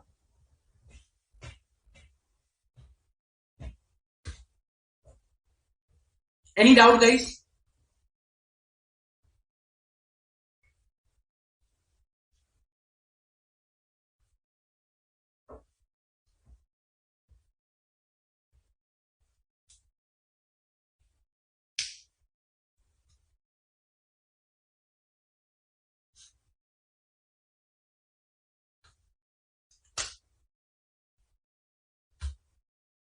Okay. Let's deal with one question. Okay. Let's take up one question.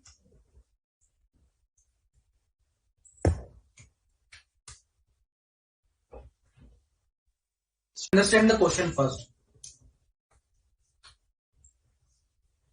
ABC and Chartered Accountant firm was appointed for conducting the financial due diligence of ABC Limited by DEF Limited. DEF Limited was planning to acquire ABC Limited for the purpose of horizontal expansion. ABC Limited was engaged in manufacturing of SUVs for Indian market. ABC Limited was having 35% market share in SUV category. Now DEF Limited was into manufacturing of cars for normal and luxury section. Both companies were having a good reputation in the market. However, due to technological changes and due to changes in consumer preference, it was seen that the consumer were more shifting towards hatchback and sedan compared to SUV. As a result, DE Limited, before acquiring ABC Limited, decided to go for financial due diligence, under which it is expecting that the financial due diligence auditor is required to perform the due diligence of all the areas, including but not limited to future performance, company operations, and management decision making. Okay, all the areas, including these three areas, that future performance, company operation and management decision making. Now, Mr. K, signing partner of KBC and Company, during his initial kickoff meeting, presented and emphasized to the directors that the strategy which is being used for due diligence is standard trust strategy designed for all the due diligence processes and assignment. Also, he explained that this strategy covers all generic areas that are sufficient for a due diligence. Based on the strategy, standard strategy, okay, the following areas his team will be covering in the due diligence. What are those areas? Brief history, accounting policies, review of financial statement, financial projection, and statutory compliance. However,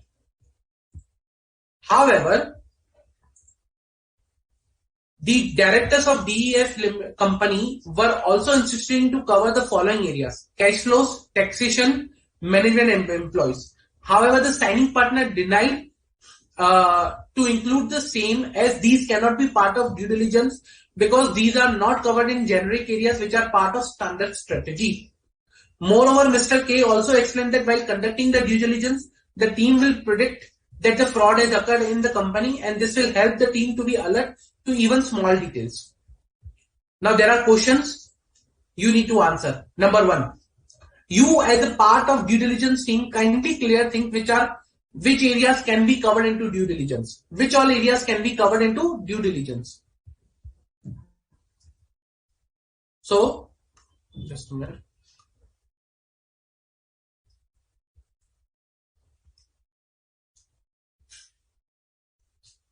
Okay, so yes, these can be included in the due diligence as they are also critical areas to look into detail.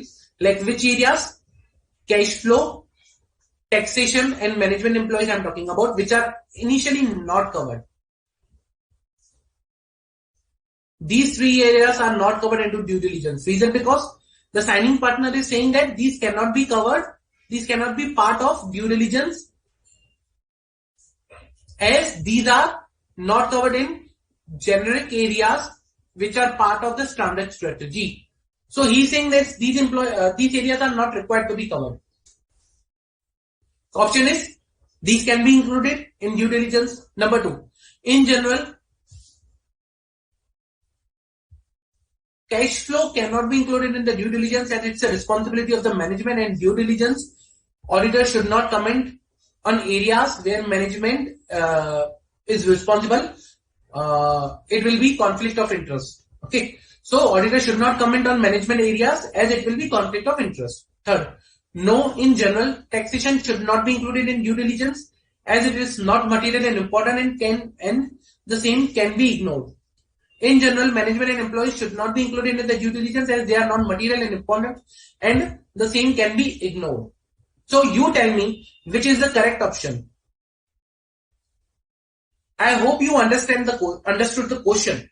The question here is that whether these areas can be covered into a due diligence, and as of now the signing partner is saying these areas cannot be covered. Pretty simple, nothing difficult.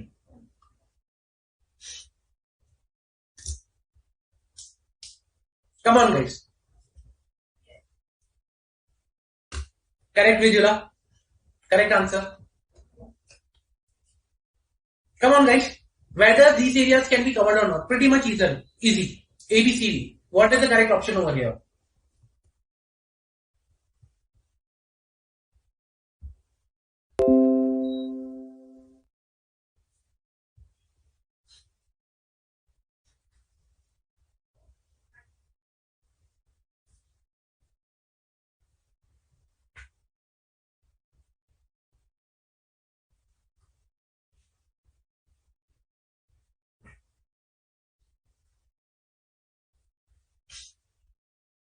Come on guys, I'm waiting for your answer.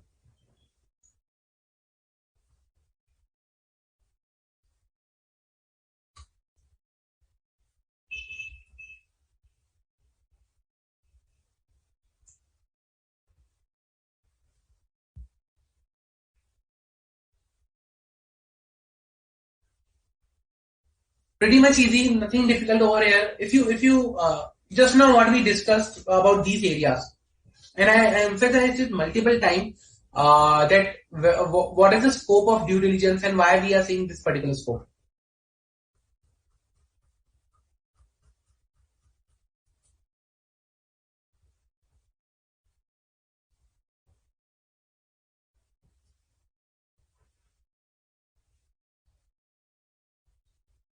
So the underlying question here is whether these areas can be covered or not covered. Simple.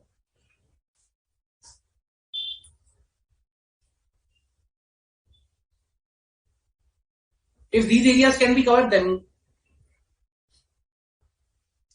what is the reason?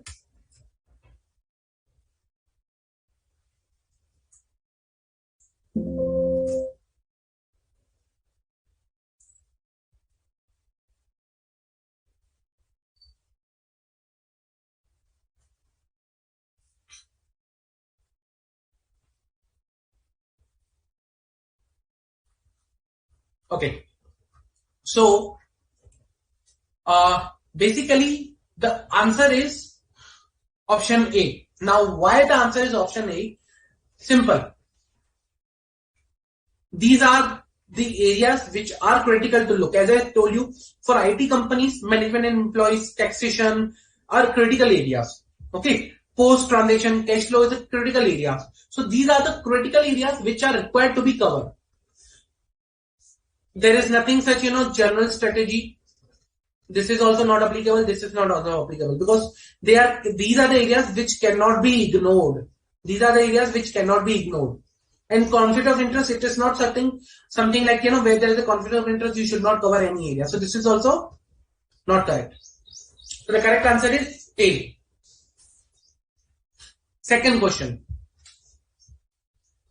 You as a part of due diligence team, okay, you as a part of due diligence team, kindly clarify whether following a standard strategy is advisable for each due diligence assignment.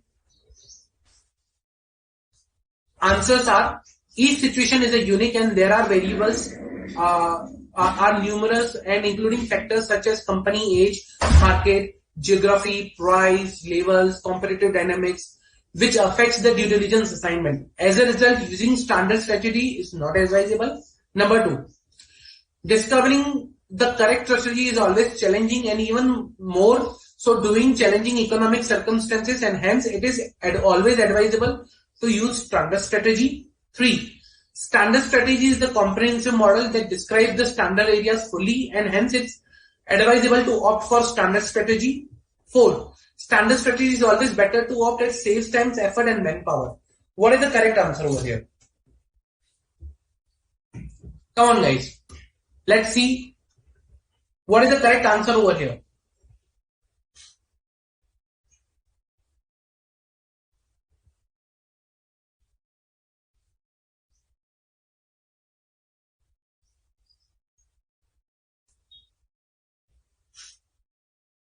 Pretty much easy. If you understand the concept, it will be very easy for you to apply to answer this question. What is the correct answer? And I want you to at least try and to give an answer. At least try. I'm not saying that okay, your answer should be correct, but at least try with an understanding why you are referring to one answer.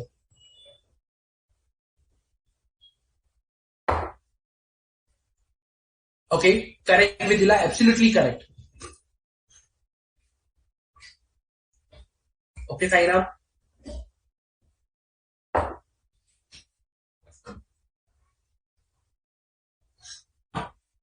Come on, guys. What should be the correct answer over here?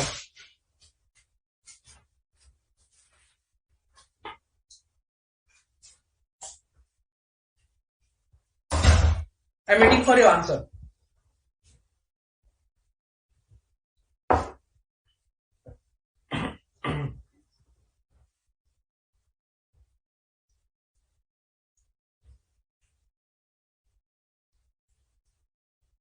Pretty easy. If you apply the concept, if you apply your understanding that we have discussed till now, it will be pretty much easy to understand this particular thing.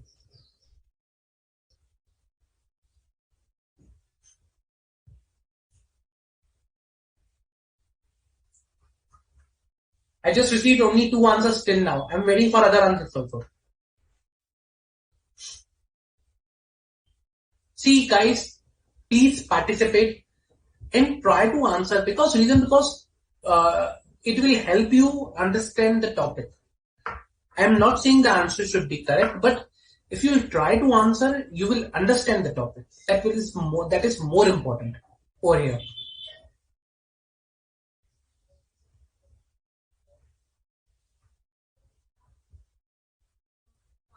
Okay. Now, so the correct answer over here is, before going to the correct answer, I'll provide you which are the incorrect answer. Let's start with the bottom. D. Standard strategy is always better to opt. It saves time, effort, and manpower. That is incorrect. Standard strategy saves time, effort, and manpower is incorrect. Reason because your scope is different for each due diligence. So this is incorrect. Standard strategy is comprehensive model that describes standard areas fully. Now, standard areas. Again, when my scope is different, how my areas can be same. Again, this is wrong. A. Each situation is unique. That is correct. Each situation is unique. And there are variables and are numerous factors such as company age, markets, geographic locations, price, level, competitive dynamics, which affect the due diligence assignment. As a result, using standard strategy is not advisable. That is absolutely correct. Using standard strategy is not at all advisable. Okay. We should not use the standard strategy. Reason because it is challenging, every time to use to find out the new strategy. So if this is a scenario, if we are doing because something is challenging, then that is incorrect.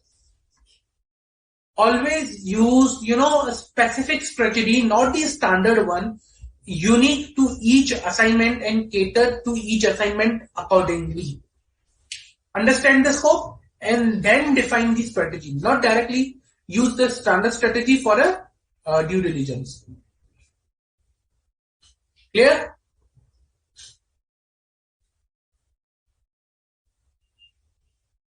Okay. Third, which is not mentioned here, but I have asked you. Starting the due diligence with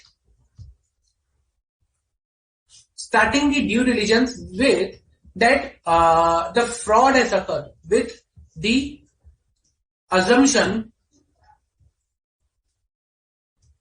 that a fraud has occurred is always best and required for due diligence.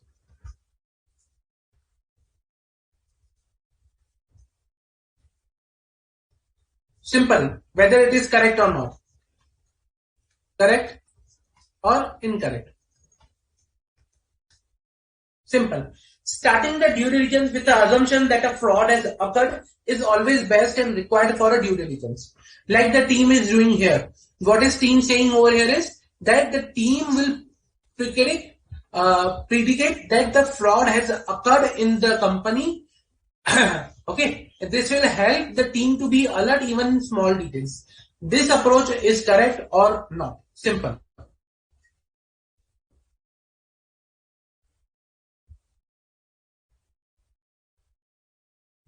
Whether this approach is appropriate or not. Correct, Vijula?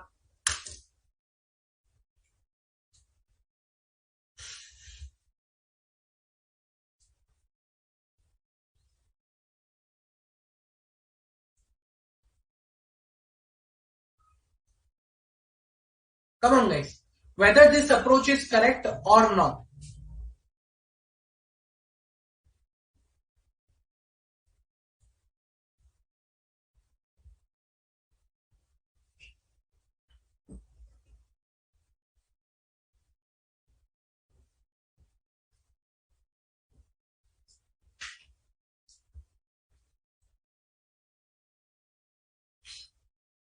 I'm waiting for the answer, guys.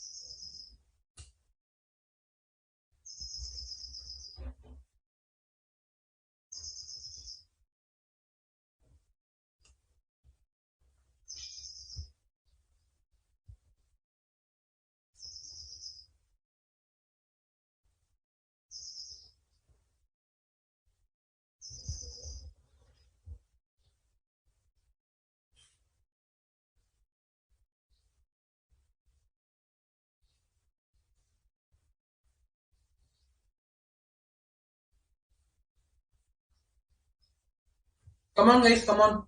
I'm waiting for your answer.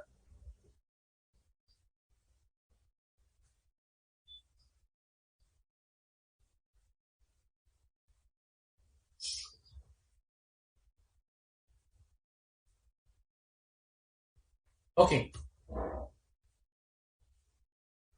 This is not correct. This is incorrect to use the approach. Like, that fraud occurs. This approach will not lead to a appropriate or efficient due diligence. Reason because, what is the due diligence we are talking about? Examination of facts. Okay. You should examine the facts without any bias. If you examine the fact, okay, the fraud has occurred, your mind will run on that side only, and you will try to find out the fraud, but you'll miss out the key and important aspect which are not related to the fraud. Due diligence is not only about the fraud. Okay, the underlying purpose here is to understand the business, to evaluate the business, to identify what is reported is correct, or to examine whether the transaction or the deal which you are talking about, merger deal or transaction, purchase transaction, amalgamation transaction, can occur or not, or what are the things which could impact this transaction. Now, let's say for example, employee related thing. There are multiple employees. Okay, both the companies have their own division. Now, this could impact my transaction, my merger transaction, because I may end up having excess number of employees than required after the merger.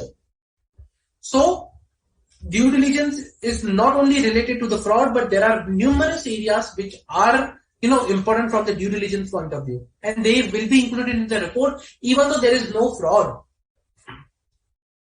Okay, so that is something very important to understand, that due diligence is not only about fraud.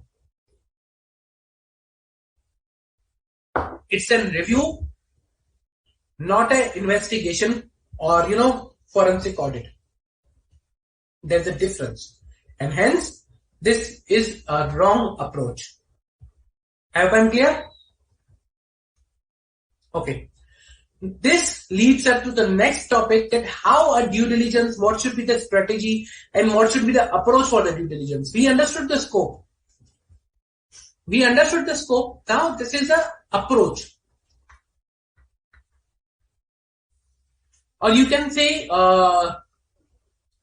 this is a work approach, or you can say method of due diligence, how the due diligence is conducted. First of all, you need to understand that for a due diligence,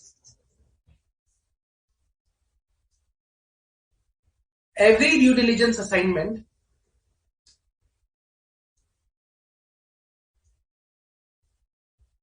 or engagement should have a unique strategy.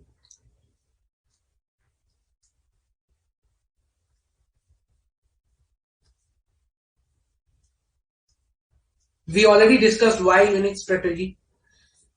Okay, because company age, markets, geographical locations, price level, competitive dynamics are the reasons which require a unique strategy, plus the underlying subject matter which we are required to examine. So how do you need to define the unique strategy? How will you identify the unique strategy? It's pretty much simple. What you need to do is, first of all, you need to define the scope.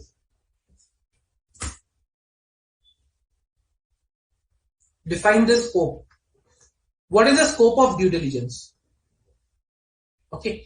Once you define the scope, then what you need to do is, then you need to analyze that scope with respect to, okay, now once I've identified the scope, what I need to do is, I need to plan. First you plan. Okay. Then you perform. You plan the due diligence, you perform the due diligence. Okay. Once you perform the due diligence, then you, what you say that you evaluate the results.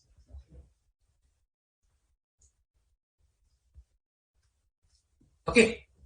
And like when I say plan, perform, evaluate the results, then you might end up, let's say for example, you performed, you evaluate the results, you need additional something. So you'll again go into the, let's say you will redesign, or you can say revise. And then you again will plan, perform, evaluate the results. Till the time this process, you will perform this process, okay.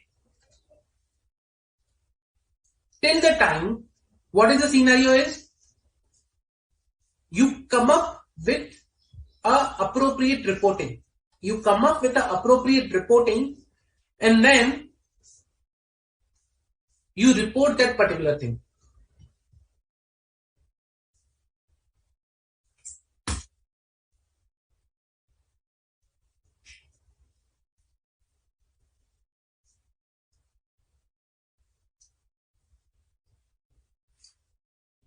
You report that due diligence activity.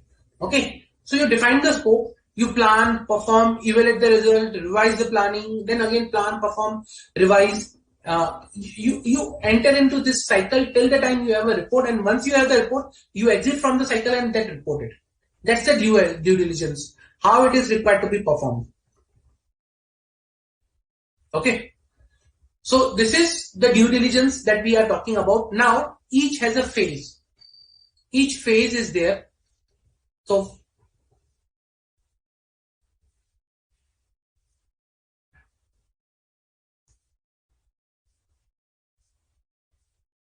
sorry.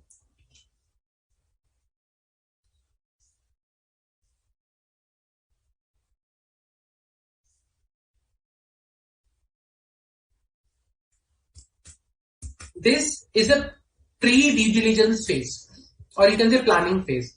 Pre-due diligence period.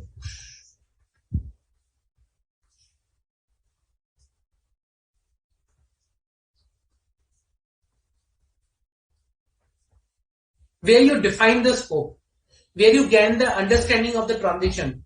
You assess, okay, what is the scope? You analyze your resources that you have for the due diligence.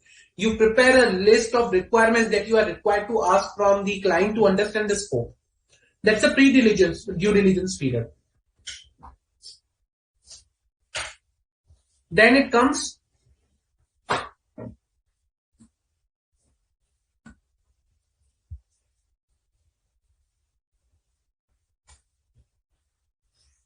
the actual period of due diligence. Okay. Now, when I say actual period means here, while conducting the due diligence, what you do is you actually perform the due diligence. So due diligence process, yeah, period.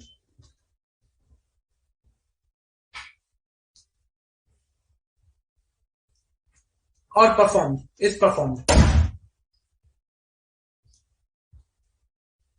Then comes your post due diligence period.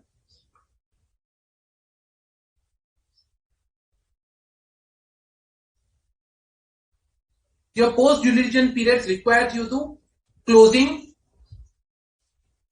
And reporting post closing period, where you will prepare a closing documents, you will prepare a report, you will provide your details to the parties who ask you to conduct a due diligence, and then you will support your conclusion with respect to their scope.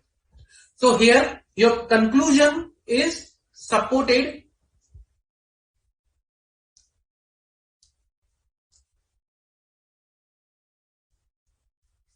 based on the scope defined. Means today I was asked to carry a due diligence whether we can enter into this transaction or not. So my conclusion will be either you can, either you cannot, you can but subject to these things, you cannot because these are the issues. Or you rectify, if we rectify these issues, then you can. So the conclusion will support your scope defined. Okay.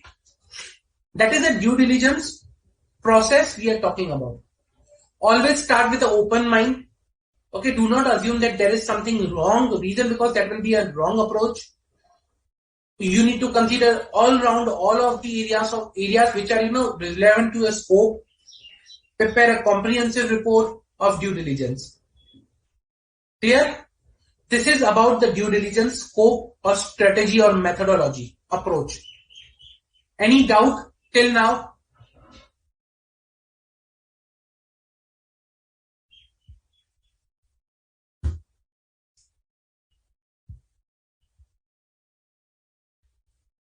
Ravi, see, you can watch, but the thing will be you need to watch for the amendments again.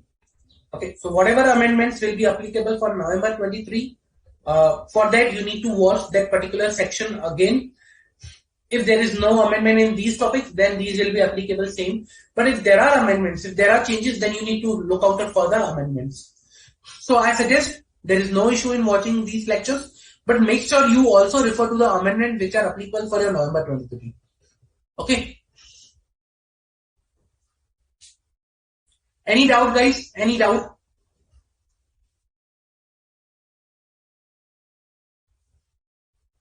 I hope you understood the approach or methodology we are discussing over here for the due diligence. Any doubt, guys?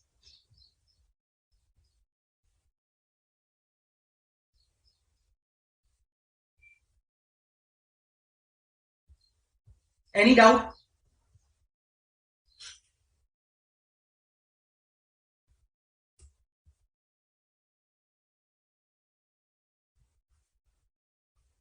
See, there was one question in even one of the previous examination on this particular area, and I'll tell you.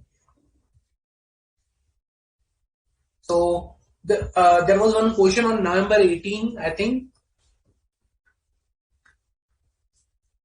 with respect to the scope of the due diligence. What could be the scope? Okay. Also, with respect to the financial review,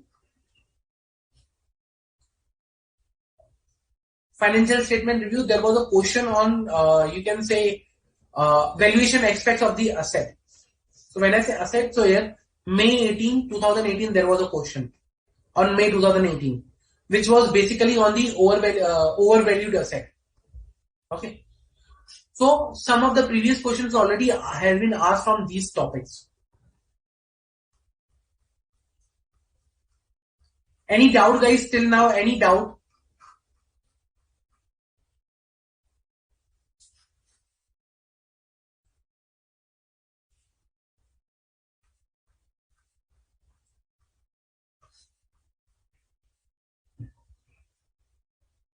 Any doubt? See, guys, the more you will ask, the more you will understand the concept. It's very important that you understand the concept over here. It is very, very important. Reason because if you have the clarity of the concept, then only you will be able to answer. Practically, if you see how much time is required to conduct a due diligence, totally depend upon your scope. It may range from a month to 6 months or to a year. But again, what is the scope of the due diligence you are looking for? Usually when we talk about the transaction advisory or mergers acquisitions, approximate, not necessarily, but usually, estimated time for due diligence is 3 to 6 months.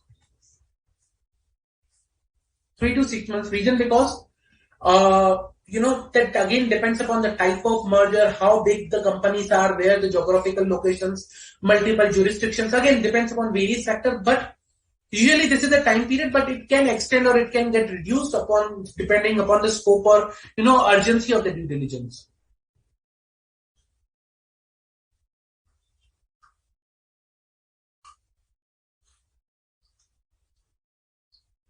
Any doubt, guys? Any doubt? See, guys, the more you will ask, the more you will understand about the due diligence. Okay. Critical concept. It has already been asked in exams. Okay. So it is important you understand the topic clearly, and then it is appropriate for you also to take the notes and ask the question, because it will enhance your understanding.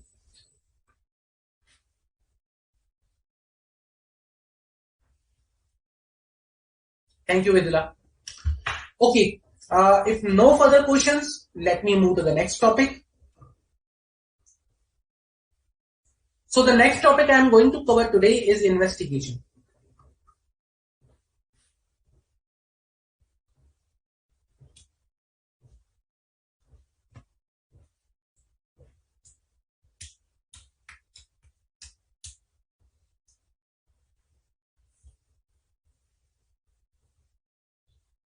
The next topic for the today is an investigation.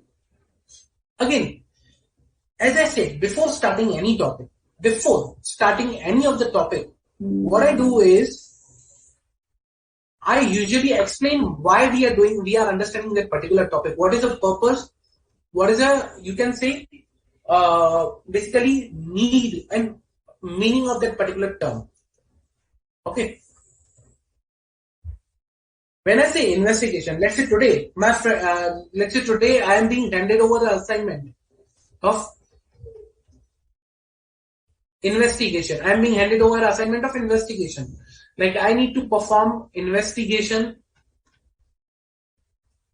okay, related to a particular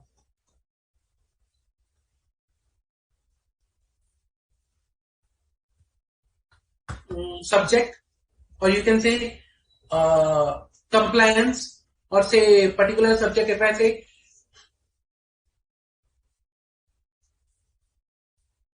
investigation for money laundering, okay, you can say money laundering or FEMA compliance. All these areas, can be a part of your investigation. Investigation can be, given for this area also. Okay, so let's say money laundering, investigation for money laundering of ABC Limited. So that's an investigation I need to perform.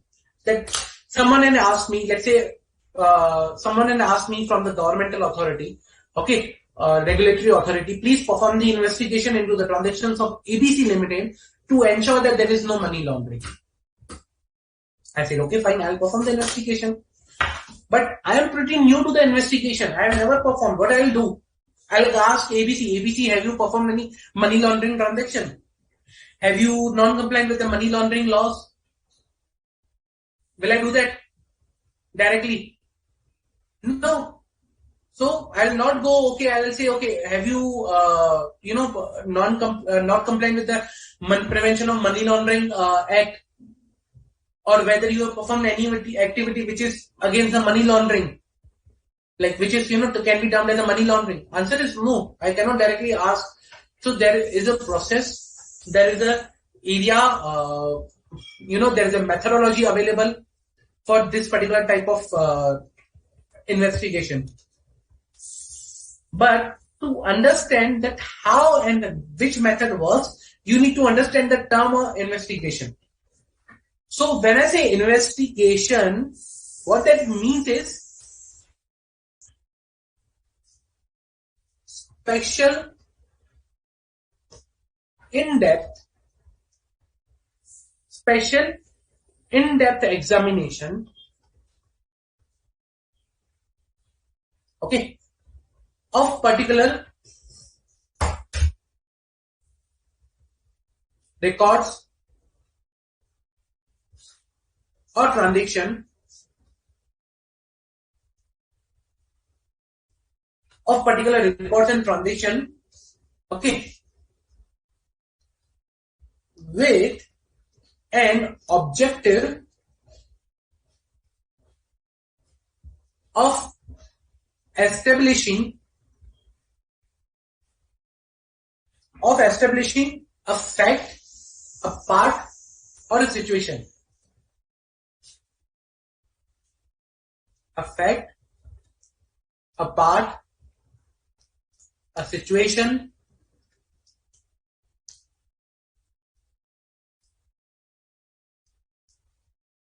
okay.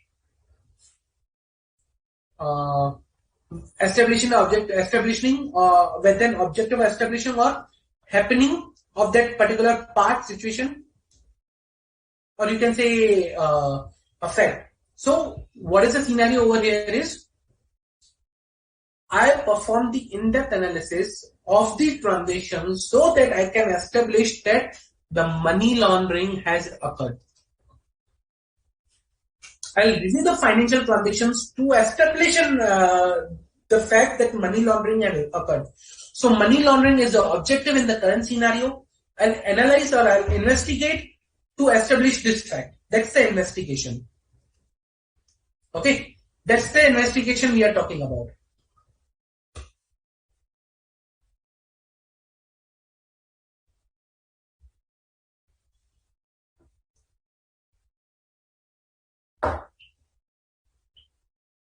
Understood?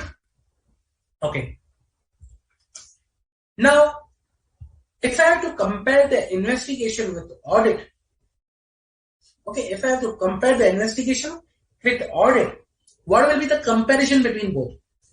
How they both differ? So,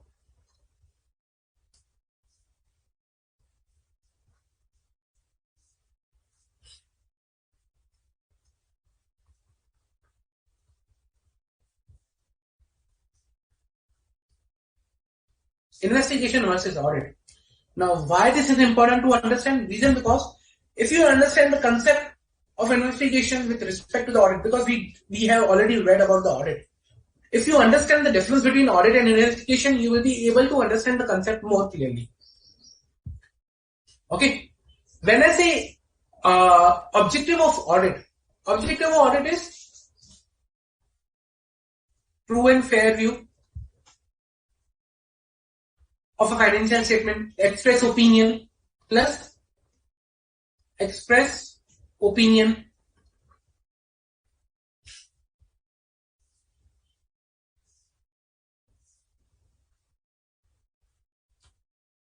when I say investigation, objective of investigation, establishing a fact or establishing a situation or assessing a situation.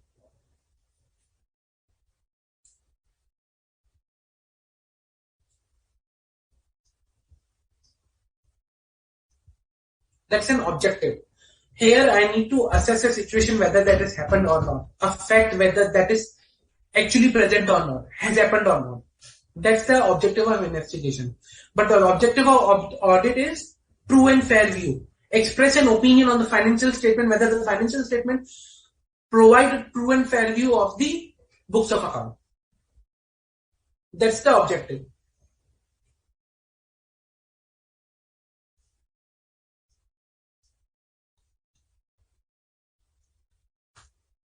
Second,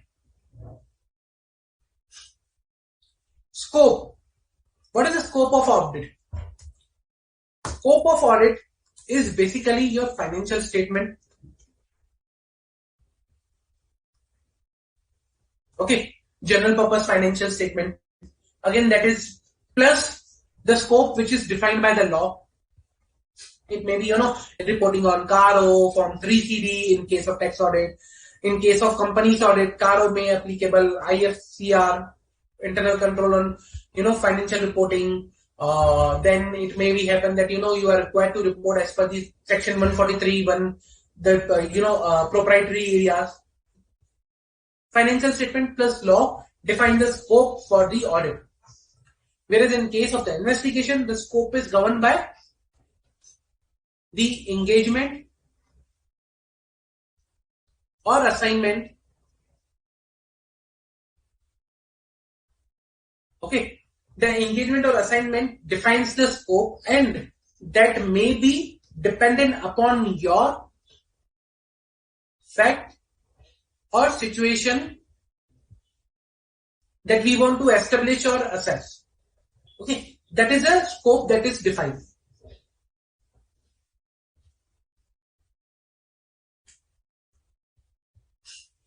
The third area with respect to the difference is periodicity. Audits can be conducted annually, half yearly, or quarterly. Usually they are conducted like this way.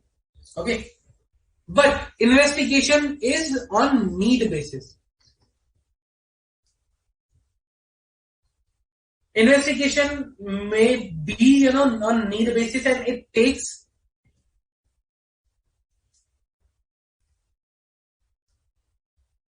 years to complete. For example, in case of a fraud, we want to establish whether who was the responsible for this particular fraud. It may take 2 to 3 years to investigate the financials, transactions, details in depth from point to point, penny to penny, to loop and to contact, or you trace the transaction trail, everything, and it may take years. So investigation on need basis, whereas audit is on annually, half annually, or quarterly basis.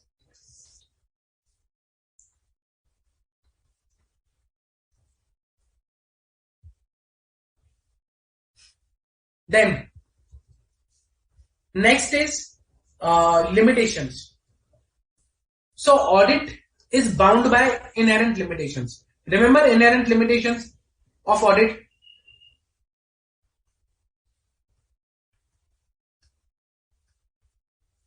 Whereas in investigation there are no limitations.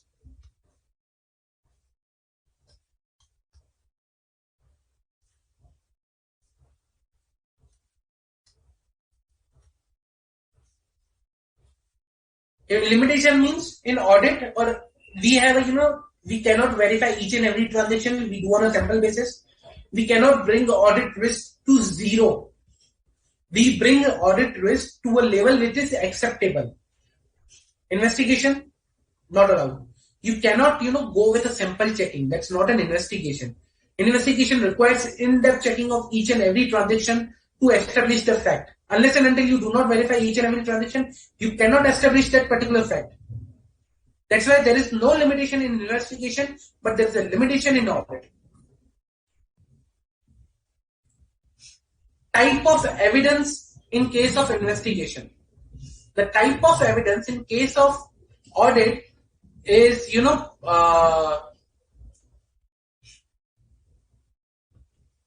prima facie audit, prima facie evidence.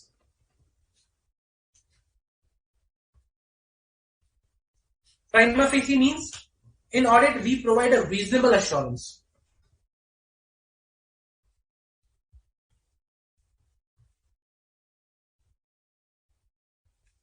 Okay, we provide reasonable assurance.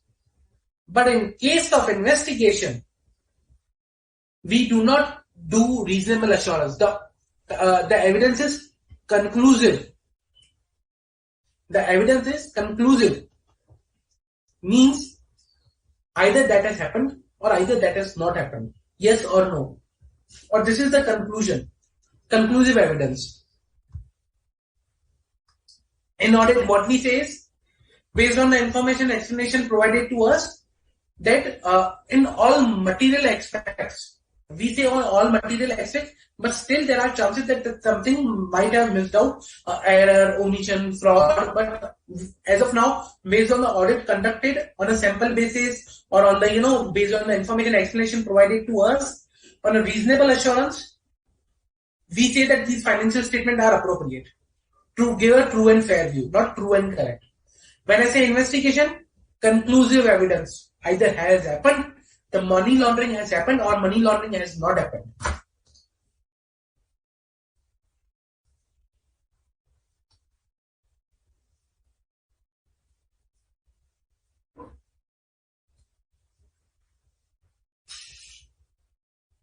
Then the next area, the difference between investigation and audit is who hires you. Okay, appointing agency. Who is the basically the prime person who hires an auditor. In case of audit, auditors are appointed either by a company, that is BOD, shareholders, or you can say in certain cases it is CNAG, in certain cases government companies. But in case of investigation, the investigator is hired by regulatory authority, third party, / even company also.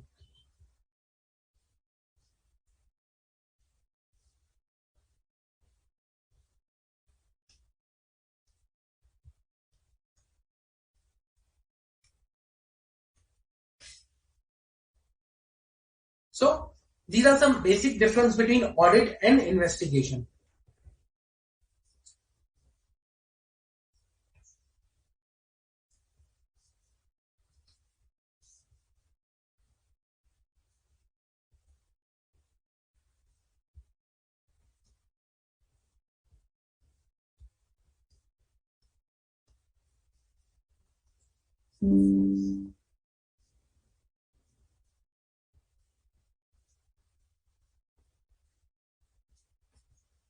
Audit versus investigation.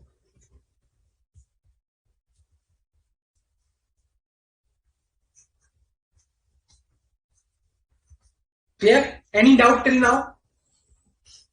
I hope you might have understood the purpose and the definition of investigation. What I mean by investigation. Clear? Any doubt?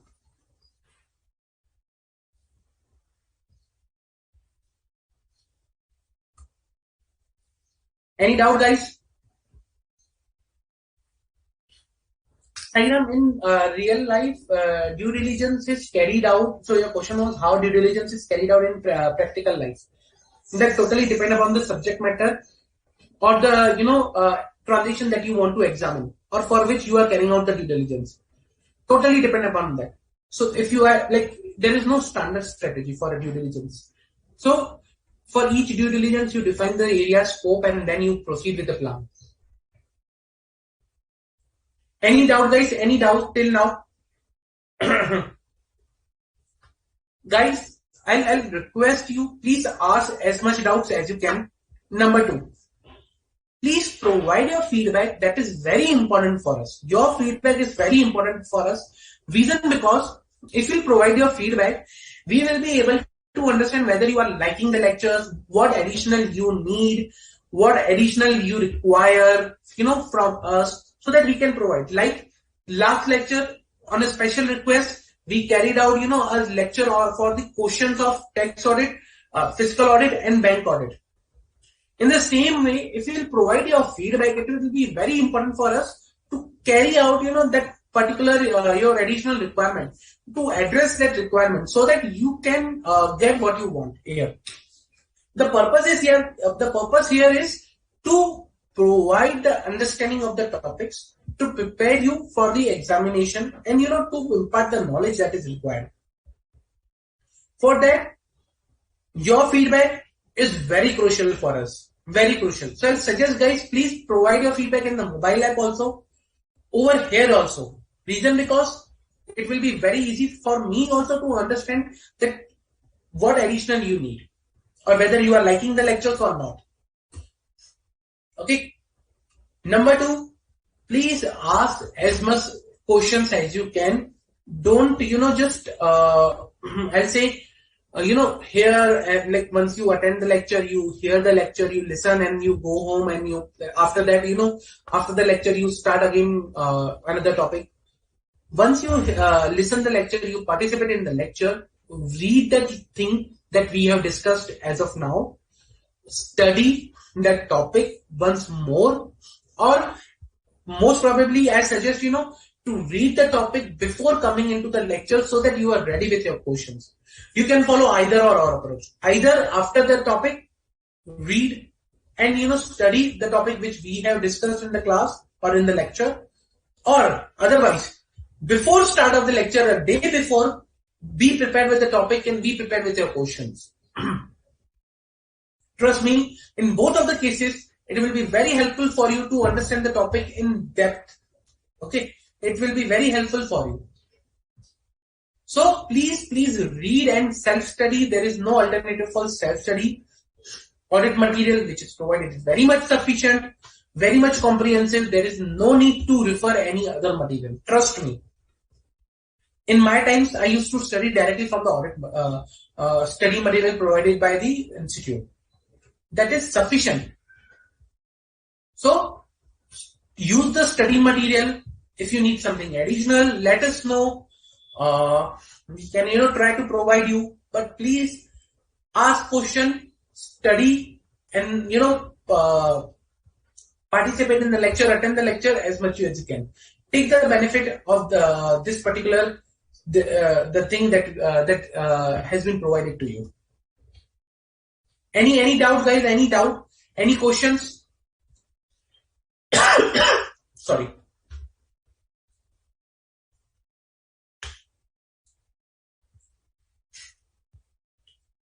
Bijula, it may result into conflict of interest. Your question is, can a statutory auditor accept an investigation engagement? Again, this may result into a conflict of interest. Reason because at times investigations are for the frauds or the things which are not identified in the audit. So that's why a third party, a third person independent of statutory auditor or the management is appointed as the investigator, because to understand even whether the audit was conducted appropriately or not. So that's why it is not you can say possible for a statutory auditor to accept the investigation assignment for the same company, same you can say client. You need to see whether there is any conflict of interest or threat to the fundamental principles available present or not.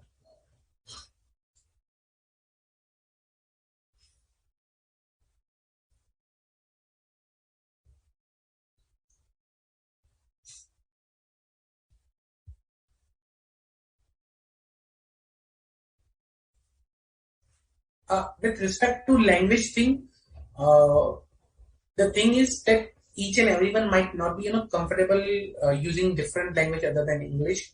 Some might be aware of Hindi or some other language. Some might not be good at those particular languages. That's why we use a standard language English to discuss the topic and for the lecture. It becomes a difficult because some might not be that much fluent in other languages, which may create an issue. Hello. Yes.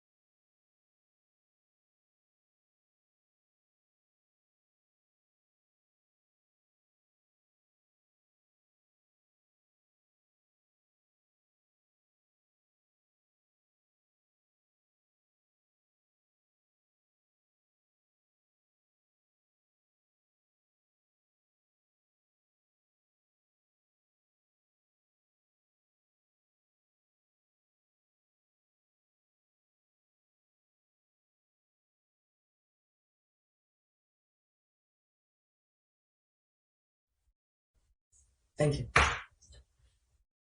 Any other question, guys? Any other question?